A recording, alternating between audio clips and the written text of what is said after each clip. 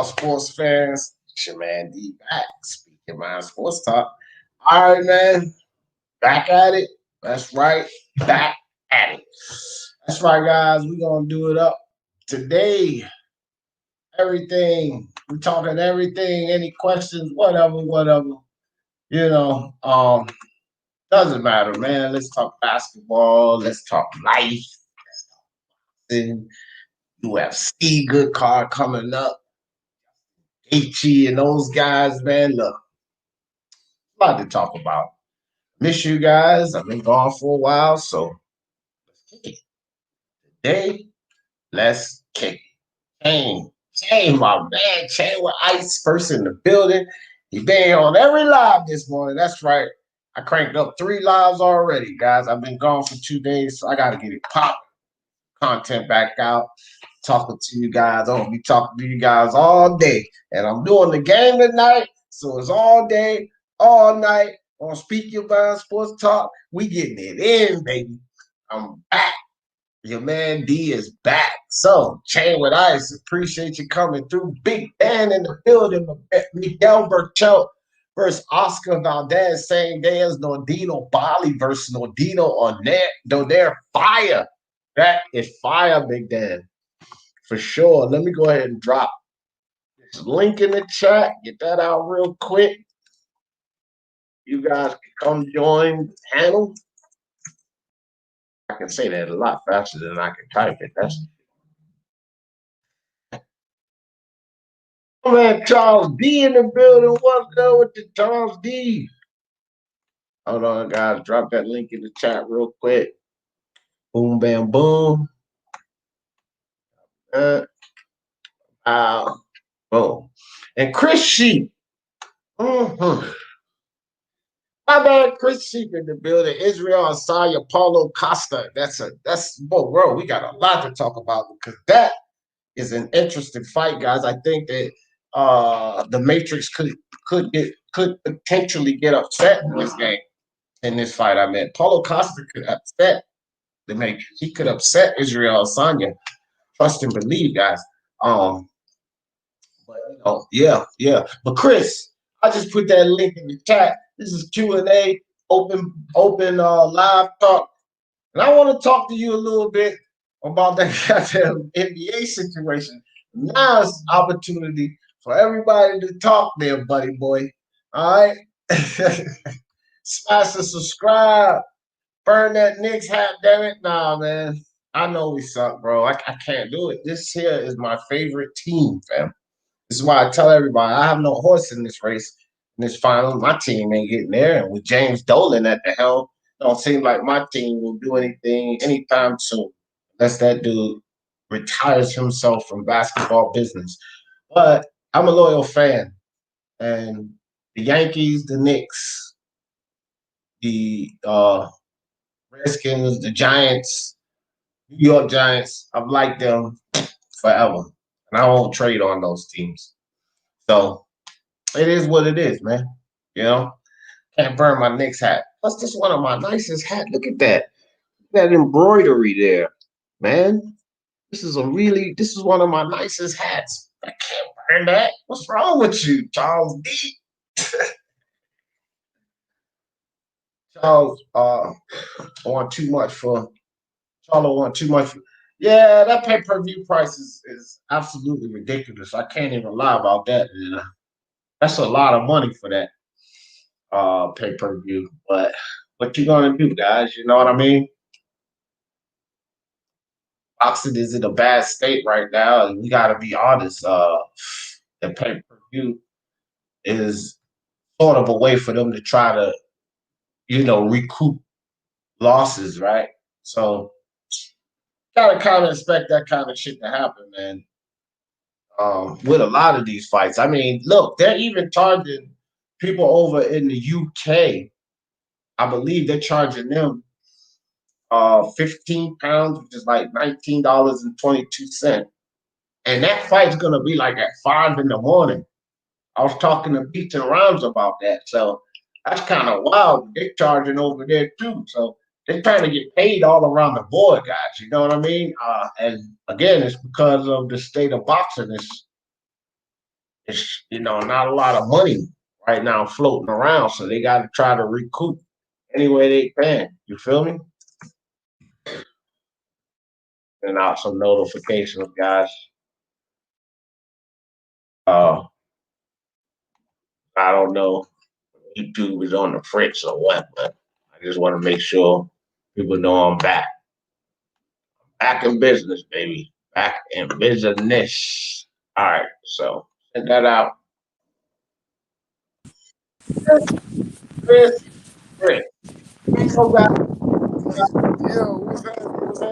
chime in on this. What's up? What's up, bro? I think you're the win. Toby Barlett was good. Remy 22, my brother in the building. Yeah. Nice hat, ain't it, Remy? Hey, no, sir. I'm giving you all the credit for this. Remy says, nice hat. Let me tell you guys something. This man right here sent me this hat. Shout out to my brother Remy. He bought this hat for me. So I appreciate you, dog. Yes, it is. It's one of my favorite Knicks hats. I got 2 of them.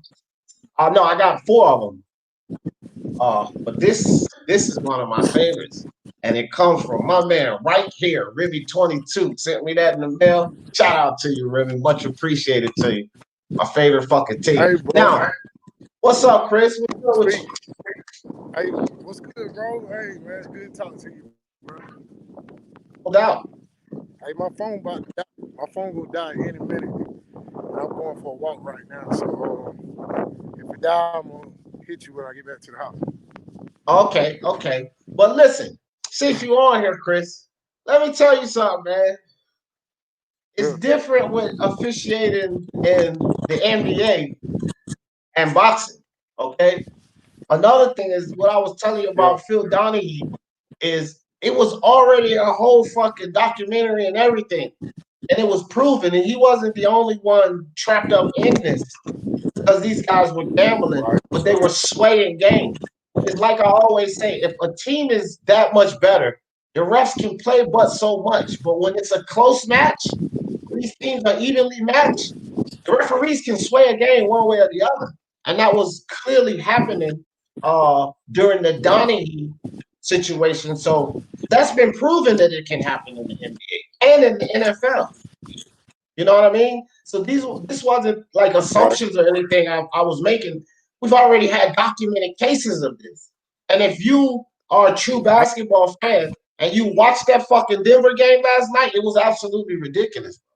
It was ridiculous the refereeing in that game. And it kind of just pushes out a potential agenda. But go ahead. You're right. They might have been a little lenient. Sometimes, referees be a little lenient. I ain't never going to deny that. Only thing I'm saying is if you can see it in one side, you got to be able to see it in any sport. If they can do it in basketball, they can do it in football. They can do it in boxing. But you looked at it so the boxing fans are wild. They're so negativity, like there's no way in the world this could happen. But yet you can see it happen in another sport. That's what I'm saying. Me personally. See, this is the thing with the Fury, the Glovegate shit, right? Donahue was convicted. Yeah. And that's what I was trying to tell you this morning. The motherfucker was convicted in a court of law because it was proof. You understand? So if there was real proof, they would convict Tyson Fury, fam. Putting metal in his gloves, they would convict him. But this dude would get convicted. Right. What I'm saying is, if it was real proof that the NBA was cheating for the Lakers last night, these people would get some kind of punishment. See, but you're using a different situation to try to justify this situation. You understand? No. What I'm doing is I'm pointing out the possibility. And listen, this is what I'm trying to tell you. This ain't a single complaint coming from me, bro. Go in the basketball community. All of these channels are talking about the officiating. It ain't just me, dog. Like, if you're a fan of a sport, Chris, what I'm telling you, like you're a true fan of boxing. Right. Manny Pacquiao, Timothy Bradley, robbery or not? What'd you say? My bad, you cut out. I said Manny Pacquiao, Tim Bradley. Was that a robbery or not? Robbery. Exactly. And you know that. It can't be proven, but you know it was a fucking robbery because you're a true fan of boxing. So what I'm telling you is true fans of basketball, they see this shit, fam. Just like you see that was a fucking robbery, we see that shit was bullshit. Listen, Reggie Miller, a Hall of Famer, one of the best three-point shooters and hardest workers in the game ever. When Jamal Murray did not put that ball down, get fouled by LeBron James, and put it on the glass, Reggie Miller was like, what are they doing? How do you not call a foul? This is a Hall of Famer, fam. He can see it. So, I mean, you can say that I'm not being genuine, but this shit ain't just coming from me. That shit's ridiculous what was going on. Bro, I understand. I feel your passion and everything. Only thing I'm saying is all those Wilder fans, see, I'm not the only one. All those Wilder fans that were complaining about him getting cheated, showing their so-called evidence, bringing up previous times where Tyson Fury done got checked in the ring about his glove, bringing up the pictures, they so-called evidence. They have the same passion that you have right now. But you can't understand their passion because you blinded by your own. You see what I'm saying? Because they don't have no fucking evidence of metal in his fucking glove, fam. That's the difference. I don't give a fuck about all the glove game shit. The main point is metal in that glove. Did you see the face of who was it? Marguerite? Did you see the face of that guy? Okay, so like you could see what metal does to a face. Why this face didn't look like that? So I mean, I feel you, bro, but it's just totally different. It's totally different. Yes, sir. I got that medicine. I got the medicine chain. I got it. Another reason I feel so good. I got my medicine. Toby Barlett, what's good? Crick Sheet will be back up here. I'm pretty sure when he gets back to the house. STC knows. Hey guys, I got a special guest, Kadir. Got a special guest in the building. Somebody who's feeling much, much better. Hey guys, I'm feeling better. You feeling better? Good. She's talking now and everything. All right, baby. All right. So, yep, she's downstairs moving around, feeling better. And that's why I'm back. I got a lot to do while I'm back, baby. My baby is feeling great. 90s Knicks cool. Maybe Spreewell, Houston there. Oh, yeah, man. Charles Oakley and Pat Ewing and Don Starks and those boys, man. Yes, sir. Yes, sir. Chain what I said. Meanwhile, we got Tio versus Loma for free on. Yeah, man. Bob did one with that. He put Tio Lomachenko. That's the biggest fight right now, and it's free. So Bob gets all the credit for that. That is the biggest fight happening, and probably the biggest fight that's going to happen this year because with the foolishness Tyson Fury's doing.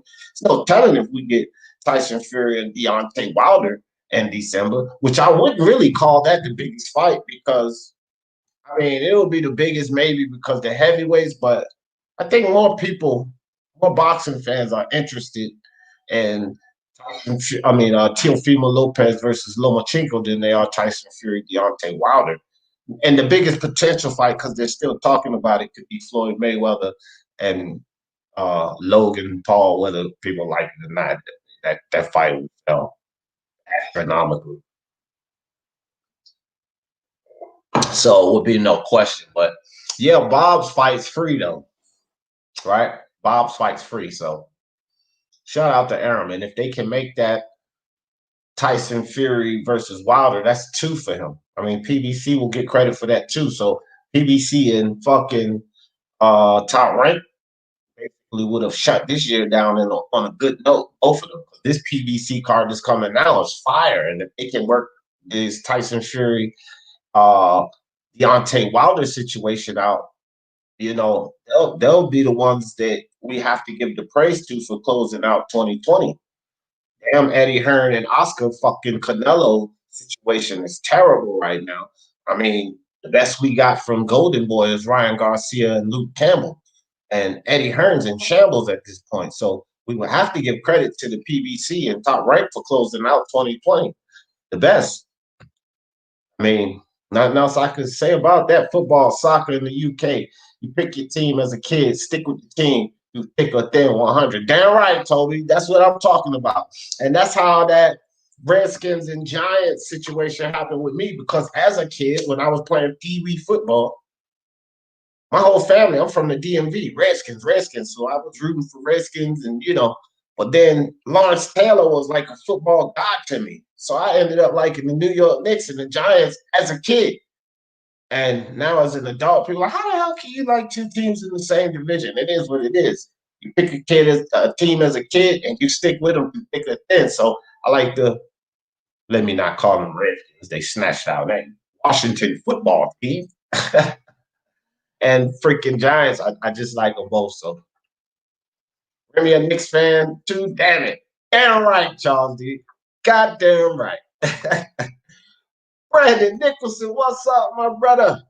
He said, my main man D, that's a nice hat. Yes, sir. My man Remy 22 hooked me up, dog. That's embroidered too. I gotta keep bragging about that. See that? That's all embroidered, Brandon. Yeah. I love this hat. Ralph, what's up, Ralph? Rosario go knock. Nah, buddy. No, sir, Ralph. Rosario getting knocked out, fam. He getting stopped.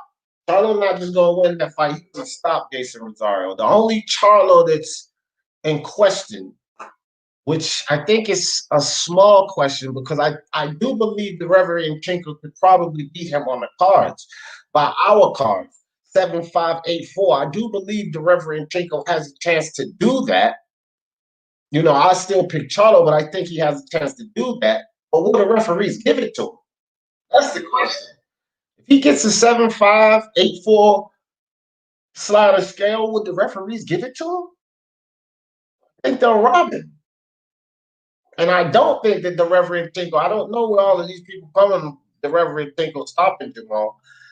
I don't think we see that shit. But I do think that there's a possibility that Jamal stops the Reverend Tinkle. So, but the only question I think, I appreciate you, bro. I appreciate you, Remy. But the only question I think is Jamal Charlo. I don't really think that Jamel, he's gonna have trouble. Rosario will give him some trouble, but them refs be gambling. Hell yeah, they be gambling. Hell yeah. Coaches too. Coaching staff, they got big money to gamble too. Think about it. If they know their teams are gonna win, they could drop 10,000, even if the odds are high. It could drop 10,000, let Vegas hold that money, 50,000. Let Vegas hold that money, and then they could go collect 12,000. So they gotta drop 50,000 to win 12,000, but they got the money to do that. That's just $12,000. Do that times 80 fucking 2. Like, come on, guys. Do 12,000 times 82. Are you kidding me? Man, they get paid off of that shit, bro. Yeah, bro. All right, let me see. Luis Puente, what's up with your fam? Appreciate you coming through. Loaded gloves. Then he had no pattern. They all over the place. Yeah, man. I don't know, man. I don't know. Wilder with his wrist. Arguably the worst robbery. I swear, bro, that Bradley Pacquiao, I mean, you have to be blind not to see that shit was a robbery. Because they want LeBron in the finals. I think Charles D is okay. So with the LeBron narrative, this is what I say. The league is not, I don't think the league would take a chance to conspire for one guy. But it's a lot of other factors in that. Lakers catching the Celtics with the amount of titles, the tribute to Kobe Bryant passing, a Laker great. Those factors to me are bigger than LeBron. LeBron is like the cherry on top. Like, so they can get that narrative too. You feel me, Charles? But the bigger issues is like the Kobe Bryant shit. Tribute Kobe, the Lakers win in honor of Kobe. Talking point, selling point. You know what I mean? Can the Lakers catch the Boston Celtics with the amount of titles? Those things are bigger than LeBron. And it's something that the league would be really willing to take a risk for, which is still unexplainable to me, postponing that Miami-Boston series besides to thwart Boston and at the same time have the rest of the winter comparable to the Lakers' rest. So it all plays into a Lakers Kobe tribute. Lakers catching the Celtics. They brought the Celtics. They helped the Lakers. Miami's going to go in there. Celtics not coming back. So you can knock them out. They won't get another championship. Now it's only the time for the Lakers to catch the Celtics in championships. It's bigger than LeBron. It's bigger than LeBron. LeBron is just a cherry on top. They wouldn't risk all that for LeBron. But for all of these narratives, all of these talking points, and all of these selling points, and the fact that sports is in shambles, that's worth the risk. The entire picture, you feel me? But just LeBron, fuck LeBron. Like, I mean, I don't think that they would risk the integrity of the league just for LeBron. But for that whole scenario, that's worth the risk. Those Wilder fanboys said anything about Wilder having metal rods fists. Right. The titanium fucking knuckles and shit, right? Oh, you do? Oh yeah, man. We gotta exchange phone numbers. I'm gonna DM you on Twitter and give you my phone number. I need help with that. I need to learn. I definitely need to learn that, Remy. Yeah, man. She's feeling better. Yup. She is. Yup. There she go. Yeah, that shows just how far behind I am. Teofimo Lopez is the biggest fight, hands down. Facts. No particular Teo, the biggest fight. It is Smoke. What up with your brother? Hey, see, get this smoke in a minute. What's good with your smoke? Drop that link in the chat in case you want to come up. Any word on the undercards for that Loma Teo fight? I don't know, bro. I always find out undercards and shit later on down the line, Charles. Yeah, I ain't even gonna lie. Tangible and IBT and those guys, they're good. They're more in-depth research about boxing. So they focus solely on boxing. So I often defer to those guys for information like that myself, to be honest. Yeah, ain't it though? It is great, bro. Definitely great, bro. And just for her to be moving around and eating and all of that kind of shit. You know what I mean? Get in. What's good? G Money in the building. This is my man G Money. We talking everything today, G Money. So you can kick in your basketball. We talking boxing. Paulo Costa, Israel Asanya. Yeah, baby. We talking it all. Taylor wreaked havoc on the skin. Yeah, man. Yeah. It ain't no skins. Ain't no such thing as the skins. It's Washington football team. We've been raped of that name, Charles D. We don't own it no more. I'm just studying for my driving permit test. I was busy with school and family. Okay, I feel you. Damn, G Money, you ain't got your license yet? Oh, damn, why y'all kids wait late these days? 20 years old and all of that. My daughter didn't get hers till she was 20. I tell you what, dude, when I was 16, I had my license. I was on the move, dog. I got my license 16. I waited. Matter of fact, I had all my shit ready, and I had to wait for my birthday. I had the permit, but I had to wait for my birthday to go to the DMV to get my official license. Because back then at 16, you could have an official license. And when I turned 16 on August 1st, I spent some of my birthday standing in that DMV line. And I was getting my license 16 sharp. I'm trying to tell you, y'all kids wait late these days, boy. Facts. Psych. I hate the Cowboys, chin smoke. But shout out to your Cowboys, your Cowgirls. I don't like them. Pray for my Celtics, man. Your Celtics got to pull off a Denver Nuggets, fam. 3-1 comeback against that Miami team. Good luck, Luis. That's all I could say. Good luck. Oh, everything good. Freddie D in the building. What's good, Freddie D? What's good with your fam? My Play Store recommended Block TV for $35, which includes pay-per-view for free. Oh, wow. I never heard of Block TV, but hell yeah. If it got pay-per-view for free, jump on that. That's good stuff. Yeah, that is good stuff. Both ways. Yeah, that 3-1. I don't think that's happening. No, I don't think so. No.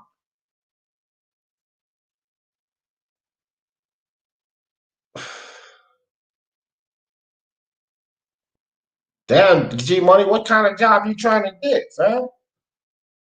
You talking resume and portfolio covers and all of that? Not to go work at Amazon or FedEx or Pepsi Cola or some shit like that. Those are decent jobs. You're not even finished with school yet. So just to get a decent job, man, you're putting too much into that. Drop an application. Tell them you in college. 9 times out of 10, you're gonna get hired, fam. You know why? I used to run a firm, and I'm gonna tell you what they look at when they're trying to hire. People are just gonna stay on the job. Something about college kids, they need the money. So they know that they're gonna show up to work every day. Put on there that you're in school. You let them know you're in school. And they'll ask what made you want this job because you want to make your way through school and pay your way. You're hired, man. So don't put too much into your portfolio and resume and all of that. They don't expect you to have a portfolio and resume. You're 19, 20 years old. They don't expect that, man. Do your thing. Go get that job. Don't put so much into it. Trust me. Take it from me, bro. I used to have over 120 employees, freaking 11 office managers, 2 district managers, all of that. Ran the whole fucking show. Trust me. Put that app in. You be good, my friend. Don't put so much attention into that. Just apply at the right places. If you're trying to apply for maybe a bank job or some financial institution, maybe a medical facility, if you're going that route, then yeah, you may have some issues or difficulties. But other than that, just go find a decent job. You're going to graduate. You're probably not going to stay there. But there's jobs you can get making decent money by the hour while you're there. Like I said, Amazon, FedEx, Pepsi Cola, Bush, those types of jobs, they'll hire you quick, bro. Hire you really quick. So try those out. Do that, bro. You said I do go to Ticket TV sometimes. Yeah, I go to Ticket TV sometimes too. I like those guys. They're wild over there, but those guys know basketball. They know basketball. Washington football team hired the first black president on the NFL franchise, and he got hired like a month ago. Cool. Awesome. Good. Hopefully Daniel Snyder stays the fuck out of the way and allow him to do his job, because Daniel Snyder is poison to the Washington football team as James Dolan is poison to my New York Knicks. They stick their nose into issues they need to leave to the people they hire. That's the problem. That is the huge problem. So that's good to hear, though. Get this smoke. All right. So he said, I got the Heat in 6, but I think the Celtics stay alive tonight. Yeah. They're going to fight, man. They're going to fight. But I tell you like this, D-Money, I could see the Celtics giving in if they're down in the fourth quarter. I ain't even going to lie, bro, because it's just deflating. Trying to win 3 games back to back. So I don't know, but I could see them winning tonight because, chance to stay alive. It's win or go home for them.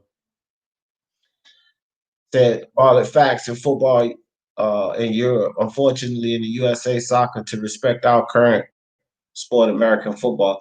Yeah, football in America, American pigskin is by far the most popular, and soccer really don't get the respect that it deserves in this country. It's a great sport. Great sport. So, yeah. But football's just killing it. Brandon Green in the building. What's good? What up with you, bro? He said, what do you see next for Tim Zoo after Safari? decline his fight. I don't know, but I want to see some good stuff from Tim Tszyu because I like him. I think he's an impressive Australian boxer, probably one of the best they've had here. Much better than Jeff Horn. I said plenty of times Jeff Horn was not a good boxer, but I like Tim Tszyu, and I'm not sure what they're gonna do with him next. But hell, Textera would be cool, right, Brandon? Put Tim Tszyu in there with Textera, but I don't know if they would get that fight, but that would be cool to see. I think he has a chance to beat him, pick up a belt, you know. Yeah, I hope they can close before the Lakers, not ruling out the Nuggets. Yeah, well, the Nuggets are finished, man. See, their 3-1 comeback is deeper odds than the Celtics 3-1 comeback. The Celtics is hard because Miami's a tough team, and so is the Lakers. But the reason the odds are so much worse for the Denver Nuggets is because they've already done it twice, back to back, which is something that has never happened in the league. Not back to back or just twice in any playoffs has a team come back from 3-1 deficits, which makes the odds of this shit happening like fucking winning the Mega Million. Like literally, it's almost like the Denver Nuggets winning the Mega Million to be able to pull that off 3 times back to back to go to the finals. And I don't think that would ever be broken. That's one of those like Wilt Chamberlain 100 points in one game. Hard to see that record being broken. If the Denver Nuggets were to pull that off versus a Lakers team, that would be historical and something that would probably never be repeated. Team to do that, then make the finals, right? So the odds are just so much against them. I really got to say Denver's finished. Boston got a slim chance, but I would say like 100-0 for Denver. Or let's say 99-1 for Denver. 80-20 for Boston. You feel me? Like both of them got a tough hill to climb, but Boston maybe a 20% chance. The Denver Nuggets, the fact that they've done it already twice back to back, say like 99-1. They freaking that. I don't know. Steve Kerr gambled the Warriors dynasty away. That's funny. That's funny, Smoke.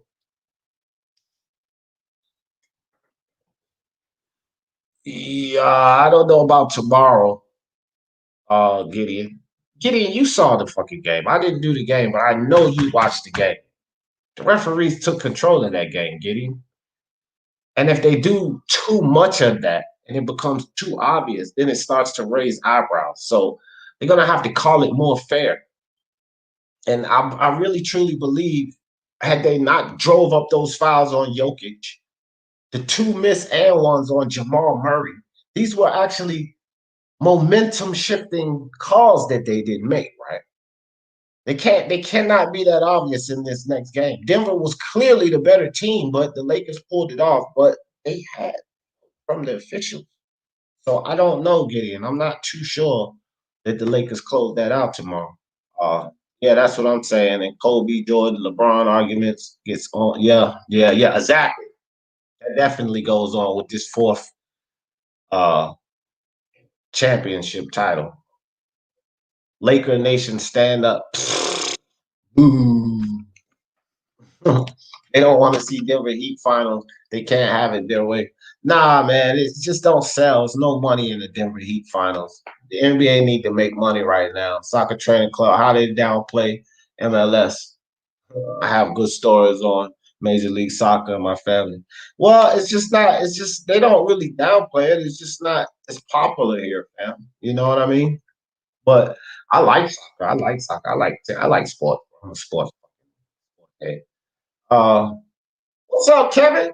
Kevin in the building. He said, I doubt that Ralph Nugs are tough, but the Lakers are more experienced and the league wants them in the NBA final. It could be, man. I don't think that I think they'll call it more fair.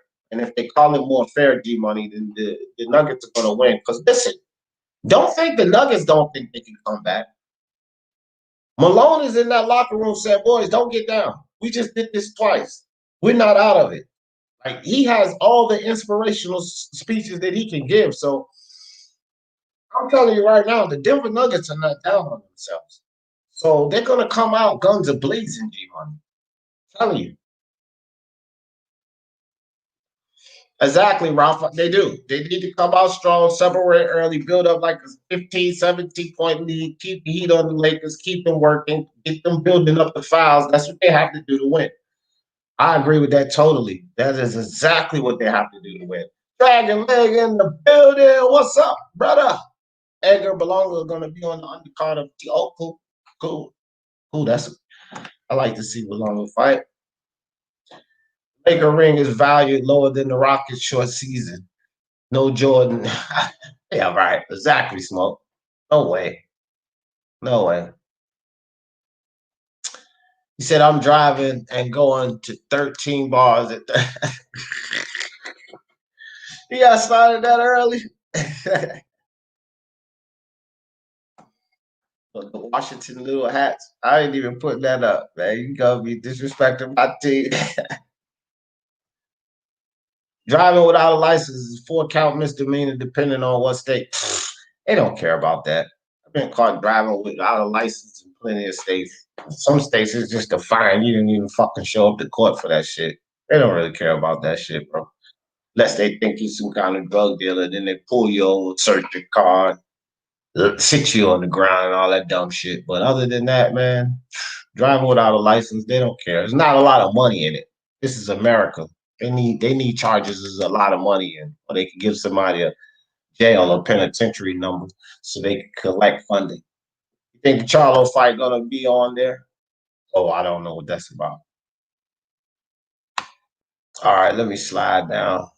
I'm behind. Boston Nick, what's good with your brother? What's good? What's good? Samuel Shaw in the building. Slide down. Aaron Cole, what's up, Aaron Cole?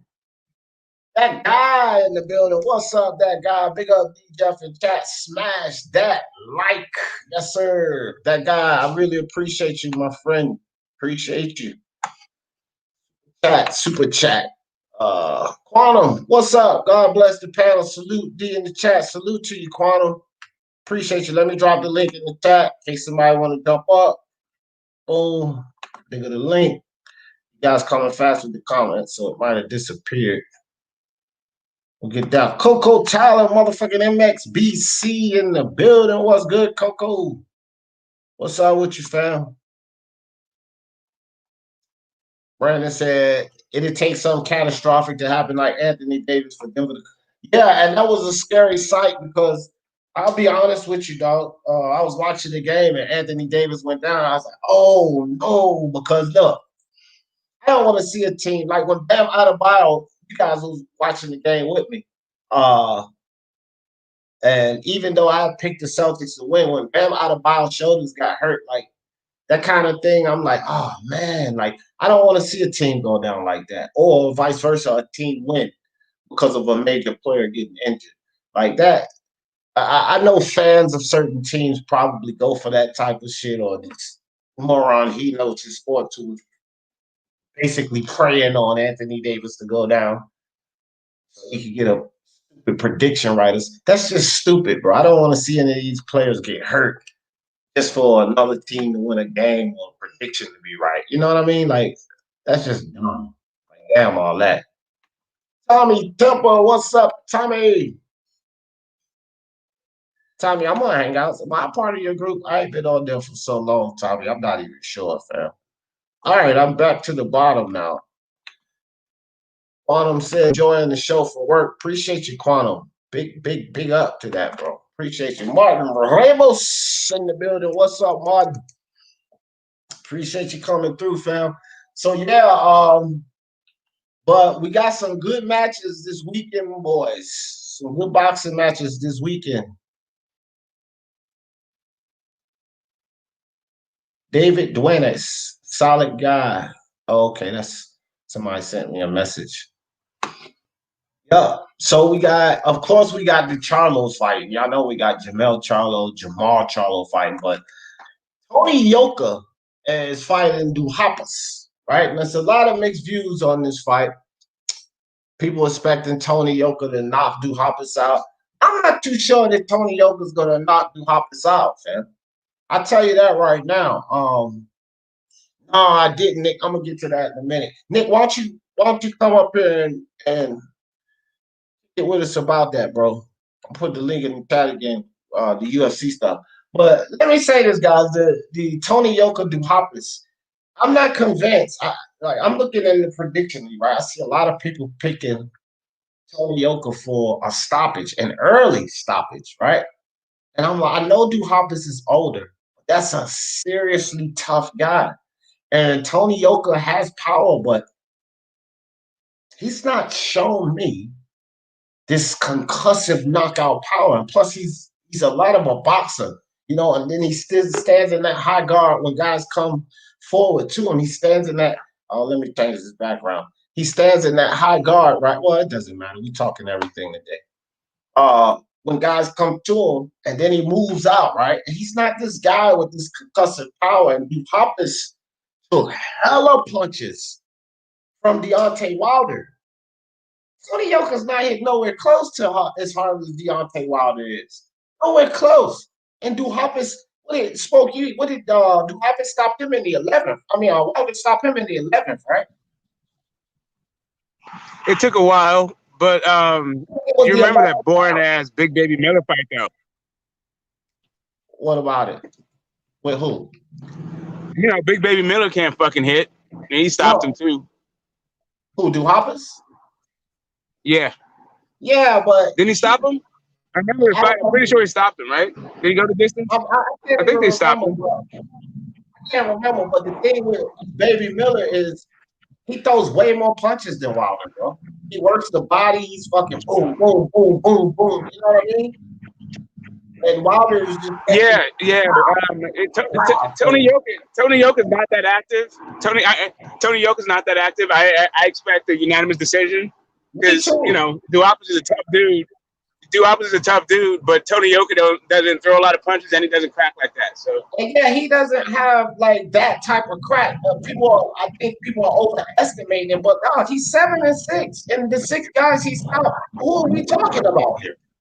Like, yeah, and I've seen Duhaupas take, even with the Big Baby Miller fight, he took punishment. This is not Tony Yoka. He's not throwing nowhere near the punches as up and drugged up Big Baby Miller. He hit nowhere near as hard as Wilder. I think he probably hit slightly harder than Big Baby Miller, to tell you the truth. How do we know? We don't know. And he's been so inactive. Like, I'm just not too hyped up on the Yoka. I'm not that high on him either. When he came out of the Olympics and he went over there with Virgil, I was really high on him. But then Virgil got sick, and then he got suspended, and I didn't really like how he looked against Rivas. Whatever. I mean, he's all right. He's cool. Right. He's a big ass amateur. He's a big ass amateur heavyweight. Exactly. And Duhaupas is a journeyman, but a fucking tough journeyman. You know what I mean? Yeah, he's tough. He's a tough journeyman. So the freshman coming to fight. He doesn't come to lay down. I'm not picking no fucking knockout. I'm gonna tell you that. I won't pick UD. I think I already did. I picked decision on that fight. I've already put that in. I ain't picking no knockout on that fight. You see the UFC? Oh yeah. No, that's what the one that I missed. No, I ain't seen that yet, Nick. Deep facts. Considering these guys pay the bills with the basketball money, nobody wants to see the play go down due to injuries. Right. Plus, believer in karma. So I wouldn't wish injury on no one. Yeah, me either, bro. I don't like to see guys get injured and another team wins. Like the whole Warriors situation, bro. I didn't like the Warriors. You know what I mean? I didn't like them guys building up that team like that, but to see Klay Thompson and Kevin Durant go down, and Boogie Cousins, I was like, man, that's just so unfortunate because what they built there was special. It was special that they even had the chance to build that type of team with those players all in unison. I was like, man, that is a special unit. And the fact that they could fit all that into a salary cap, it was great. But to see all of that get ruined just due to injury, and then people talking all of this shit about the Toronto Raptors and Kawhi, no fucking way they beat them if Kevin Durant and Klay Thompson was there. I'm not trying to hear that shit, bro. No fucking way they beat them. Nah. Before Kevin Durant went out again, he came in that 12 minutes and went on a fucking tear, fam. Went on a fucking tear, and then he goes down, and then the game after him, Klay Thompson. Get the fuck out of here. They beat those Warriors with Klay Thompson and Kevin Durant. Kawhi Leonard is not that special, and that was proven this year. That motherfucker would have collapsed mentally last year, just like he did this year when those boys start pressuring him like that. Come on with that dumb shit, bro. Like, that's just ridiculous to even say that they would have beat that Warriors team if those guys was healthy. Let alone fucking Iguodala and Sean Livingston was playing injured, and Steph Curry's ankles was torn the fuck up, and they don't want to account for none of that shit. Get out of here with that, bro. Those and Clay was still killing him before he caught a flat tire. Right, they would have mashed the Warriors up. You know why?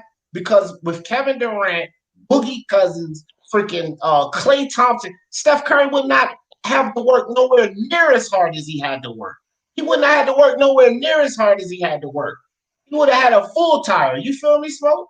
Come on with that shit, bro. Yeah, so Steve Kerr, to me, he started the decline with all that small ball stuff. He just went so hard on the small ball. I felt like he depleted the rotation because it used to be strength in numbers. Right, and he went from strength in numbers to guards everywhere you look in KD, and maybe Boogie will come back. And I like McGee. I felt he worked in rotation really well. They just lost a bunch of guys. I don't know. It was unfortunate. It was unfortunate to see the way it goes out. But it's just like the I didn't mean to cut you off, but it's just like the Brooklyn Nets, right? They make it to the first round of the playoffs. They actually beat the Clippers in one of those games without fucking Durant, Kyrie Irving, and DeAndre Jordan. But y'all watch that team next year and tell me that having fucking star players don't fucking matter. Kevin Durant was the best player on the team. So you take the best player off the Toronto Raptors team, which was Kawhi Leonard. Do they win? Get the fuck out of here with this nonsense, bro. That shit is just stupid to even think about it. Charles D, Boston Nick in the building. What's up, fellas? Hey, what's up, man? So I just wanted to finish this off with this particular championship, though. It's feeling a lot like the Elijah one with no, short season with no Jordan. Yeah, I feel you. But I always say too about that asterisk, because I know people are going to try to put an asterisk on the season, especially if LeBron wins. I say it almost evens out, right? Because a lot of these other champions never had to go playing in a bubble, staying away from their family. The conditions these guys are playing in, that has to be accounted for too. So although they had, a different route, they also face difficulties that these other teams never face winning their championship. So how much of an asterisk can you really put on the shit? You know what I mean? Like, I don't like those asterisks. It's only because of legacy, right? Like, it would have been that way for anybody. Like, even if the 76ers won, it still would have been an asterisk just straight up for it because of the conditions. Yeah, but you add a LeBron and you add the Lakers to it. Now you're talking about dynasties and one of the best that ever did it. People are talking about it. It's all the hype to it. Now the bottom kind of falls out because they're old. They didn't have to play 82 games. They don't have to travel. They don't have to go get opposing team. Hostile crowds kind of thing. Right. Well, fucking Jackson. Yeah, but either way of that fucking shit in the finals, if it was the Sixers or if it was Boston or Sixers or Boston, pretty much against the Lakers, all they doing is fucking revisiting history and shit. Yeah. Lakers, I think Lakers had to be there. But just for money purposes. Tommy said, yes, Steve, for some reason I can't like or heart comments on the video. I don't see your chat and other lives, but at least I'm back commenting. I don't know, man. Let me check on that now, but I don't know what that's about, to tell you the truth. But I'll check on it. I'll check on it while we up here. Somebody got feedback. Boston Nick, what girl with you? What yeah, those weigh-ins were the main event weigh-in was crazy. Costa came out with his black belt around his waist and he pulls out of his pocket a white belt and he throws it in Izzy's face. Hits Izzy. Izzy grabs it, throws it back, tries to hit friggin' Costa with it. It friggin' smacks like Dana in the face. That was awesome. Yeah, they'd hold each other back. Yeah, it's gonna be a fucking fight tomorrow night. Oh man, I think I'm gonna go both ways on that fight. I think I'm gonna bet both ways on that fight, dog. And the You can, crazy shit that's is, none of them fights intertwine with each other. Like, soon as the main event is done, that's when UFC kicks off, so you can watch both. Oh, really? For the main event? That's when the main event will kick Charlos. off? Yeah, once the Charlo shit is done, the UFC shit jumps off. Oh, sweet. But the prelims will probably be during that, right? Yeah, the prelim. Yeah, they run the prelims early. Yeah. I do a stream for the whole fucking 7 hours.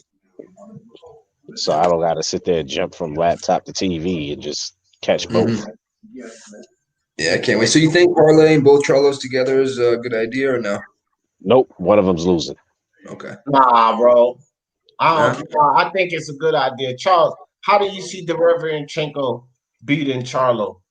I can honestly see from the last time the motherfuckers was on the same card, they're gonna try to correct that wrong. Because a lot of people. How do you see it going down though? A decision? You think they literally give Derevianchenko a decision on Charlo? If Chenko shows up like he showed up against Triple G, he might be able to steal that shit. Yo, I tried to get tickets for that fight. They're not selling it to the public. Cause I'm right there. I'm like an hour and a half away from that shit.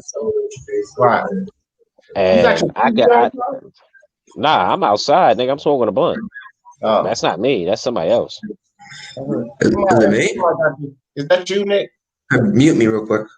All right. Or I'll mute myself. All right. Whatever that shit was in the background went off. Yeah, it was Nick. It's me? Yeah. It was somebody. Because it's off now. Or it could have been smoke.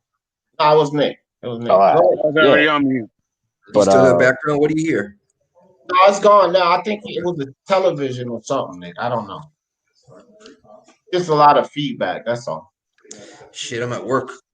Oh, that's what it was. Your background. Well, just go on mute until you talk. You know what I mean? Well, I can see one of them Charlos losing on his card. It might, if that shit goes to the cards, because everybody's predicting neither one of them fights is going to the cards. Chenko or him and Rosario, they both predicting someone's getting slept. It's not even that. But if it goes to the cards, one of them is getting robbed. Right. Well, and I can see that happening. I don't know because I see Jamel. I see Jamel stopping Rosario, yeah, and with the Jamal fight, you don't think Jamel's gonna stop Rosario? I think Jamel's gonna stop him. It'll be a good fight, but I don't think no one's taking a nap in that one. Now the Chenko fight. If that goes the distance, that's great odds real quick. So I was just looking at when you guys were talking. Right now you can get the fight to go the distance in the Rosario and Charlo fight at plus 200. Really? Yeah, 2-1. It's not bad at all. $100 bill when you have two. But now the Chenko fight can go either way because that shit can go. Chenko stops him, or someone's not making it out of that fight. Now, if you're gonna go based off of him versus Triple G, who was considered like the thunder puncher of the fucking division, and he arguably beat Triple G. When was that though? When was he considered a thunder puncher though? Who? Triple G? Yeah. Smoke, cut that out, dog. Man, the same time when Tank was the same time you were saying Tank was a goddamn champion when he was holding interim titles and shit, and you was sitting there claiming he was. Are you talking about me? You got me mixed up with somebody else. I've never been that guy. Dude, I've never been an interim title guy. I don't care about no damn ceremonial titles. Not for nobody. No. I got to vouch for Smoke, bro. That's why Smoke would throw that little bullshit title in there and be like, and Tank's a champion. Hell no. I always thought Tank was I never thought Tank was a real lightweight. The only thing I'm gonna say about that one, Charles D, is what I've heard from this nigga, he always been out those titles, dog. I ain't even gonna lie, hell nah. Smoke had his most You got me mixed up with somebody else. You're the I'm only not get gonna you're entertain that. you're the only get this smoke. Okay, I'm trying to tell you, you got me mixed up with somebody else. And we're talking about knockout power. I believe Tank knocked that dude down and out. So No, still, I didn't say nothing even about if knockout see, power. Oh, whoa, whoa. right. So you said the Thunder Puncher. That's how we got here. Was Triple G Hold the on for a Thunder second. Puncher? Hold on And my for a point second. Hold about on for a it, second. my point about that was Triple G has not been that dude for some years. It was good. All right, so Tommy, you should be straight now. Coco Tyler, my boy. I hooked you up, dog. All right, come through, slide through. Let me know if you can still hear. What you say? Let me know if you can still hear the background. Just a little. What is it? Is it static or is it like people talking? It's just people talking. Oh, that's Ollie. Okay. Yeah, it's just like the mic. Your mic, you got a good mic. It's super sensitive. It's actually just the computer mic I got right now, so he's picking up that. All right. When he's on the phone. But you at work, so they got those $high computers. I'm at the crib. Come through. Rosario, that's what I'm talking about, Remy. That's what I'm trying to tell Charles D. Crazy ass. Wait, hold on. I'm holding two conversations. I heard you say my name. My That's crazy why ass did what? read the screen. Rosario, Nigga, I'm on the phone trying to line something up. What happened? Out. This is what it say. Rosario getting knocked out by an uppercut with his wide open left hooks. Exactly. That motherfucker throw that left hook. Okay. Wait. But Charlo also has a wide stance on his own. Charles, hold on. Let me respond to the comment you got a floor.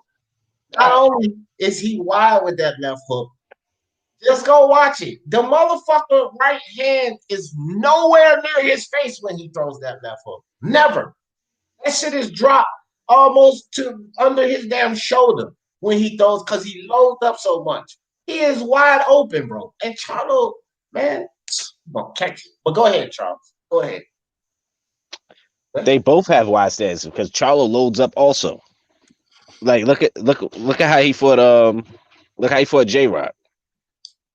Jason Rosario, who the fuck has he knocked out that says to you, Charles D, that he's gonna crack Charlo's chin? Who gets hurt first? Rosario I'm just saying gets hurt first, bro. They're gonna exchange blows. They're gonna do that. But Rosario definitely gets hurt first. And he's not, listen, Tony Harrison has a problem with his chin. But as far as boxing skills, he's a way better boxer than fucking Rosario. Way better boxer than Rosario. Hey, look, knock that motherfucker out, man. Can you hear me? Yeah, I can hear you. Okay, yeah. J-Rock ain't no bum. The same way that J-Rock beat Hurd, I predicted that shit. So styles make fights, and these dudes are similar in size. And Charlo likes to wind up. I'm not saying Rosario wipes the floor with him. I'm just saying he has his opportunities. Because soon as he winds up, who's to say that Rosario don't hit him with something short and finish the night off? Because he does have punching power. 70-30. Hell no, not 70-30. 70-30. So really? 70-30. I do think that I do think that the idea, the fact that they're promoting it themselves and they talk about knockouts, I think they will be over anxious and trying too hard and headhunting. I do see that happening, but I don't think it'll be enough to win that battle, Smoke. And who's going to win that battle? I still think the Charlo's going to win. I just think they're both just too strong and too athletic for these guys. Like Derenchenko's arms are too short. His arm's too short to box with the Charlo, really. He's got to fight on the inside the entire time. I don't know. He's not that fast. He's a tough dude, but I see him getting dropped and losing. Yeah. Rosario's out of there, fam. Rosario's out of there. Rosario got getting knocked out. And I think Derenchenko makes it to the cards, but I think he gets dropped too. Chenko's tough. I can see that. I can see him getting dropped because, like you said, he's got to be in close. But with Rosario and Charlo, they both got the same measurements, dog. Except I think Charlo got a 2-inch reach, maybe 3 at best. But I don't know. But Rosario has the height on him, I guess. Right? Their dimensions are close. But see, he likes to wind up though, and you can see those punches coming. Like he did it against Cota, he did it against Harrison in the second fight. I could see Jason slipping something. Yeah, and I could see him slipping something in between that. We've never seen the Charles hurt, neither one of them. Nope. But Rosario got that. But Rosario got popped. Pop from what? Yeah, though? he's Pop from what? Wait. Hold on, Smoke. Pop from what? From what? Who? From Rosario? Yeah, from what and who? Who is he fought? Bro, he is not knocked out. Nothing over a C-level fighter. Nothing. He stopped J-Rock. motherfucking. He stopped J-Rock. Okay, J-Rock, but J-Rock is skinny, Charles. Yeah, he is. Yeah, he is. I He's a said different what? fighter if you hit him on the chin. I can hear you. You was breaking up. What you said? Chinny, nigga, chinny. That's what the fuck J-Rock is. He's chinny, bro. So I give, okay, he stopped J-Rock. Okay. Go back before J-Rock. Who the fuck has he stopped? Okay, so Hurd wasn't chinny when fucking J-Rock stopped him. That's not Rosario's pop. You cannot range Rosario's pop off of a J-Rock. I'm just saying. We're just talking about his power, fam. Just his power. Who the fuck has he stopped besides a chinny J-Rock to say he has all this pop? This is what's killing me with people that keep saying he has. You want to know what's killing me about everybody who's talking about shit about Rosario? It's because his first full training camp was against J-Rock. Bullshit, bro. Everything else was some bullshit training. Okay, that's well, that's what they say. D. Look, the results show what he did. He's unified champ. You can't knock him for that. All right, well, okay, look. Hold on, Smoke. So the results show what he did, right? So he never had a full fucking training camp his whole career. Let's say we believe this shit. He's never had a fucking full training camp. So he finally gets a full training camp. Now he's supposed to go from J-Rock to Charlo, a tougher opponent, with 2 full training camps. No. And so-called pop in his hand. Get the fuck, that dude's getting knocked the fuck out. Well, no, he does have pop in his hands. Look at his knockout ratio. I'm just saying, if he catches Charlo. Here we go again with the fucking knockout ratio. Does he have a 1-punch knockout like Charlo does have? He knocked Lubin out 1 punch. Bam! Sorry, I don't have none of that shit. That's a good shot. But who's to doesn't have it though? Who's to say he doesn't have that shot against him? Against Charlo? A 1-shot knockout against Charlo. Why doesn't he have that 1 shot against him? Because he has not shown me nothing to say he has that. Nothing. Because he hasn't fought enough fights. I'm just saying that you can't rule that shit out. You pick him to win. Pick Rosario to win. I did pick him to win. He's a hella underdog, so you know I'm gonna throw 50 on that one. I ain't even trying to see arguing about this. That motherfucker get knocked out, man. I don't see it, but all right. You damn sure know he losing though, because you ain't picking no fucking Rosario to win. So however, you know that motherfucker. I did. Nah, I put money on him. He's a heavy underdog. Yeah, but you betting the odds. You're not betting on him. If you betting on him, then you bet the straight fight, right? No. You betting the odds because hell yeah, odds. Right? But it's 70-30. You know I'm taking them odds. 70-30. Matter of fact, I'm doing the same thing I would do with Wilder if they do it. Punch his chance. I throw a little light 50 on there and see what happens. Oh, you just said Wilder? Wilder got to punch his chance. That motherfucker got concussive power. This is what I'm trying to know. But that's what I'm saying. I'm taking the if it's not. Oh no, Rosario he has a puncher's chance. Get the next size up. I'm gonna take that puncher's chance. Right. For just a light bet. Yeah, I ain't betting a dime, not a red fucking cent on no goddamn Hell no. I blow $50 on dumb shit. I might as well put $50 and see what the fuck happens. I'll tell you, dog. I just want to say that Rosario was not the first person to knock out J-Rock. No, Jamal Charlo was. Jamal Charlo was the first person to knock out J-Rock. I had somebody typing their ass off.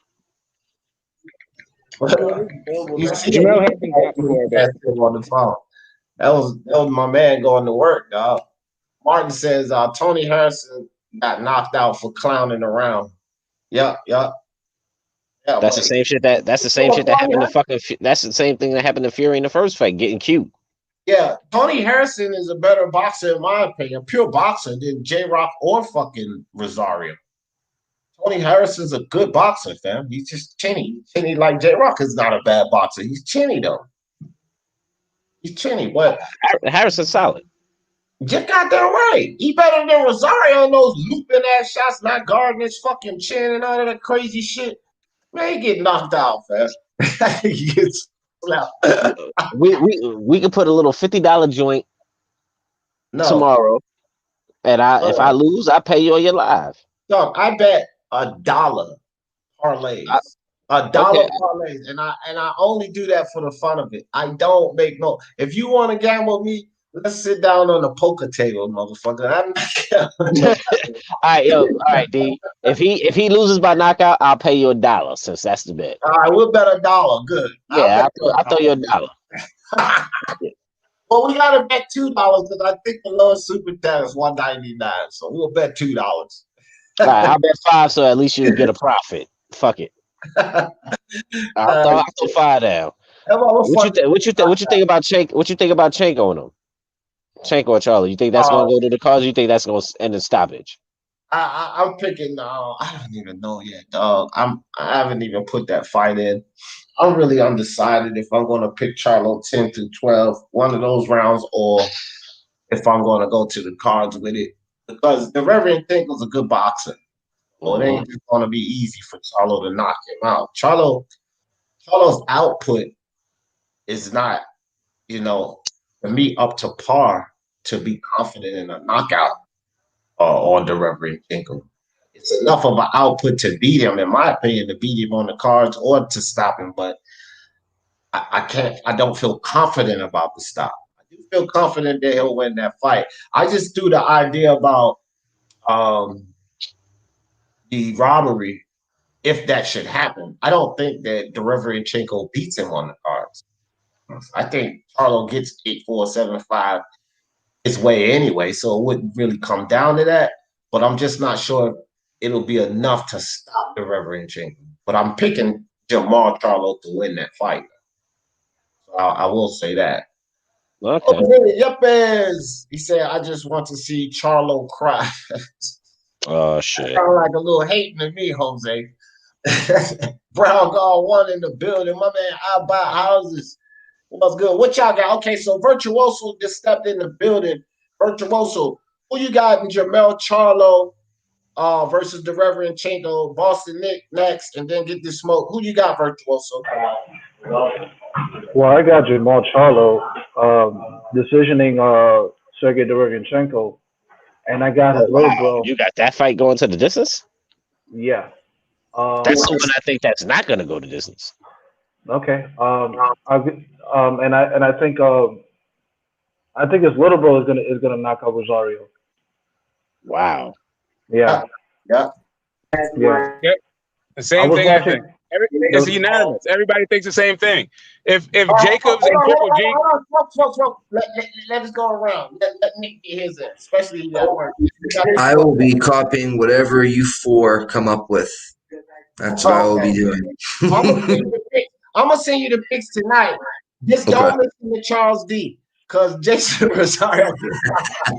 No, you might want to listen to me because I made a lot of bread off of people be like, oh, and that's not gonna happen. And then Hellenius knocked out Kaunaski, AJ lost to Ruiz. I made bread off those dogs. So you might want to listen to me. I'm gonna drop a little bit of bread on this one because they got him hella underdog. So fuck that shit you talking about. I already done made him some bread smoke. Yeah, no, I got the same thing. Derevianchenko going to the cards and Rosario getting stopped. Shout out to Lisa Bells, but she was on a panel the other day. But I heard her for the first time, and she had a very astute observation about. She got on a panel? Oh yeah, man! But man, it was just out of the blue on red gloves. Yeah, on red gloves. So anyway, she brought up the fact that the last fight with Harrison, there's a lot on the line, And even the build up, it was very contentious, right? So you don't know where he's going to be emotionally. And even on the build up to this, he was like funking with his brother, and those guys just are real intense. The moment could be too big. It's the first pay-per-view. They both are they're promoting it, so they're trying to end it spectacularly, and that may be it may not be his best performance, but I still think he overcomes it. And he's not Rosario. I just don't think Rosario's the goods like that. I don't think J-Rock is the goods, and I don't think Rosario's the goods. I didn't think Hurd was the goods either. So I don't think nobody's the goods at 154 because they're playing hot potato with the title. If you look at it, everybody who wins that title loses it in their first defense for the most part. Well, the thing about Hurd though is he used his face as defense, right? You can see that guy losing. Terrible. You're right, and he was just big for the weight. It's not like he was some phenom. He was just huge, big ass dude. And J-Rock, like I said, he's already been stopped. He's a perennial 154. He's been around. He can box. But if you hit him on the chin, he becomes a different fighter. He just starts fighting different. That's J-Rock. Yeah, but Rosario hit him on the chin repeatedly. Rosario, for whatever reason, is a professional fighter who doesn't do full training camps, and that's supposed to instill confidence. But whatever. It could be it could be circumstances. I'm just saying I was impressed by his first training camp. I'm just saying. I got it. And even when he got knocked out, I felt like that count was super early. I felt like he could have gone on, right? I think that was Lattimore. Yeah, I think that was Nathan Gallimore. Gallimore. And so I'm not going to put that too much of a knock on him, but I'm not that impressed by Gallimore at all. And it was kind of smoke. But if you watch that, anyway, fell off for a second. But if you watch the Gallimore fight, it's sort of like the Rosario J-Rock fight. If it wasn't that round, he would have knocked him out. And the thing is this: you don't really want these fighters to take unnecessary punishment. And I can go along with these referees when they see, okay, this guy eventually gonna get knocked out, and they see him taking punishment and they wave it off because it's the inevitable. You can see that it's the inevitable that they're going to be knocked out. So why let them keep taking that type of punishment? That's what gets these fighters killed. And Nathan Gallimore was just simply outboxing Banana with no training camp, so to speak, right? He didn't have a training camp. He wasn't prepared. He was going to get knocked out. If it wasn't that round, if they stopped the fight, he would eventually been either slept or they would have stopped it later. So why allow him to take that kind of punishment? Yeah, I mean, listen, I wasn't faulting the refs. I wasn't necessarily faulting the ref. I was just saying that it's hard to judge whether or not Rosario is a tough guy or can't fight or something like that from that particular fight. That's all I'm saying. It's hard to put a knock on it. While it is a stoppage loss on his record, I put it a little asterisk next to the stoppage, to that particular stoppage, right? That's smoke.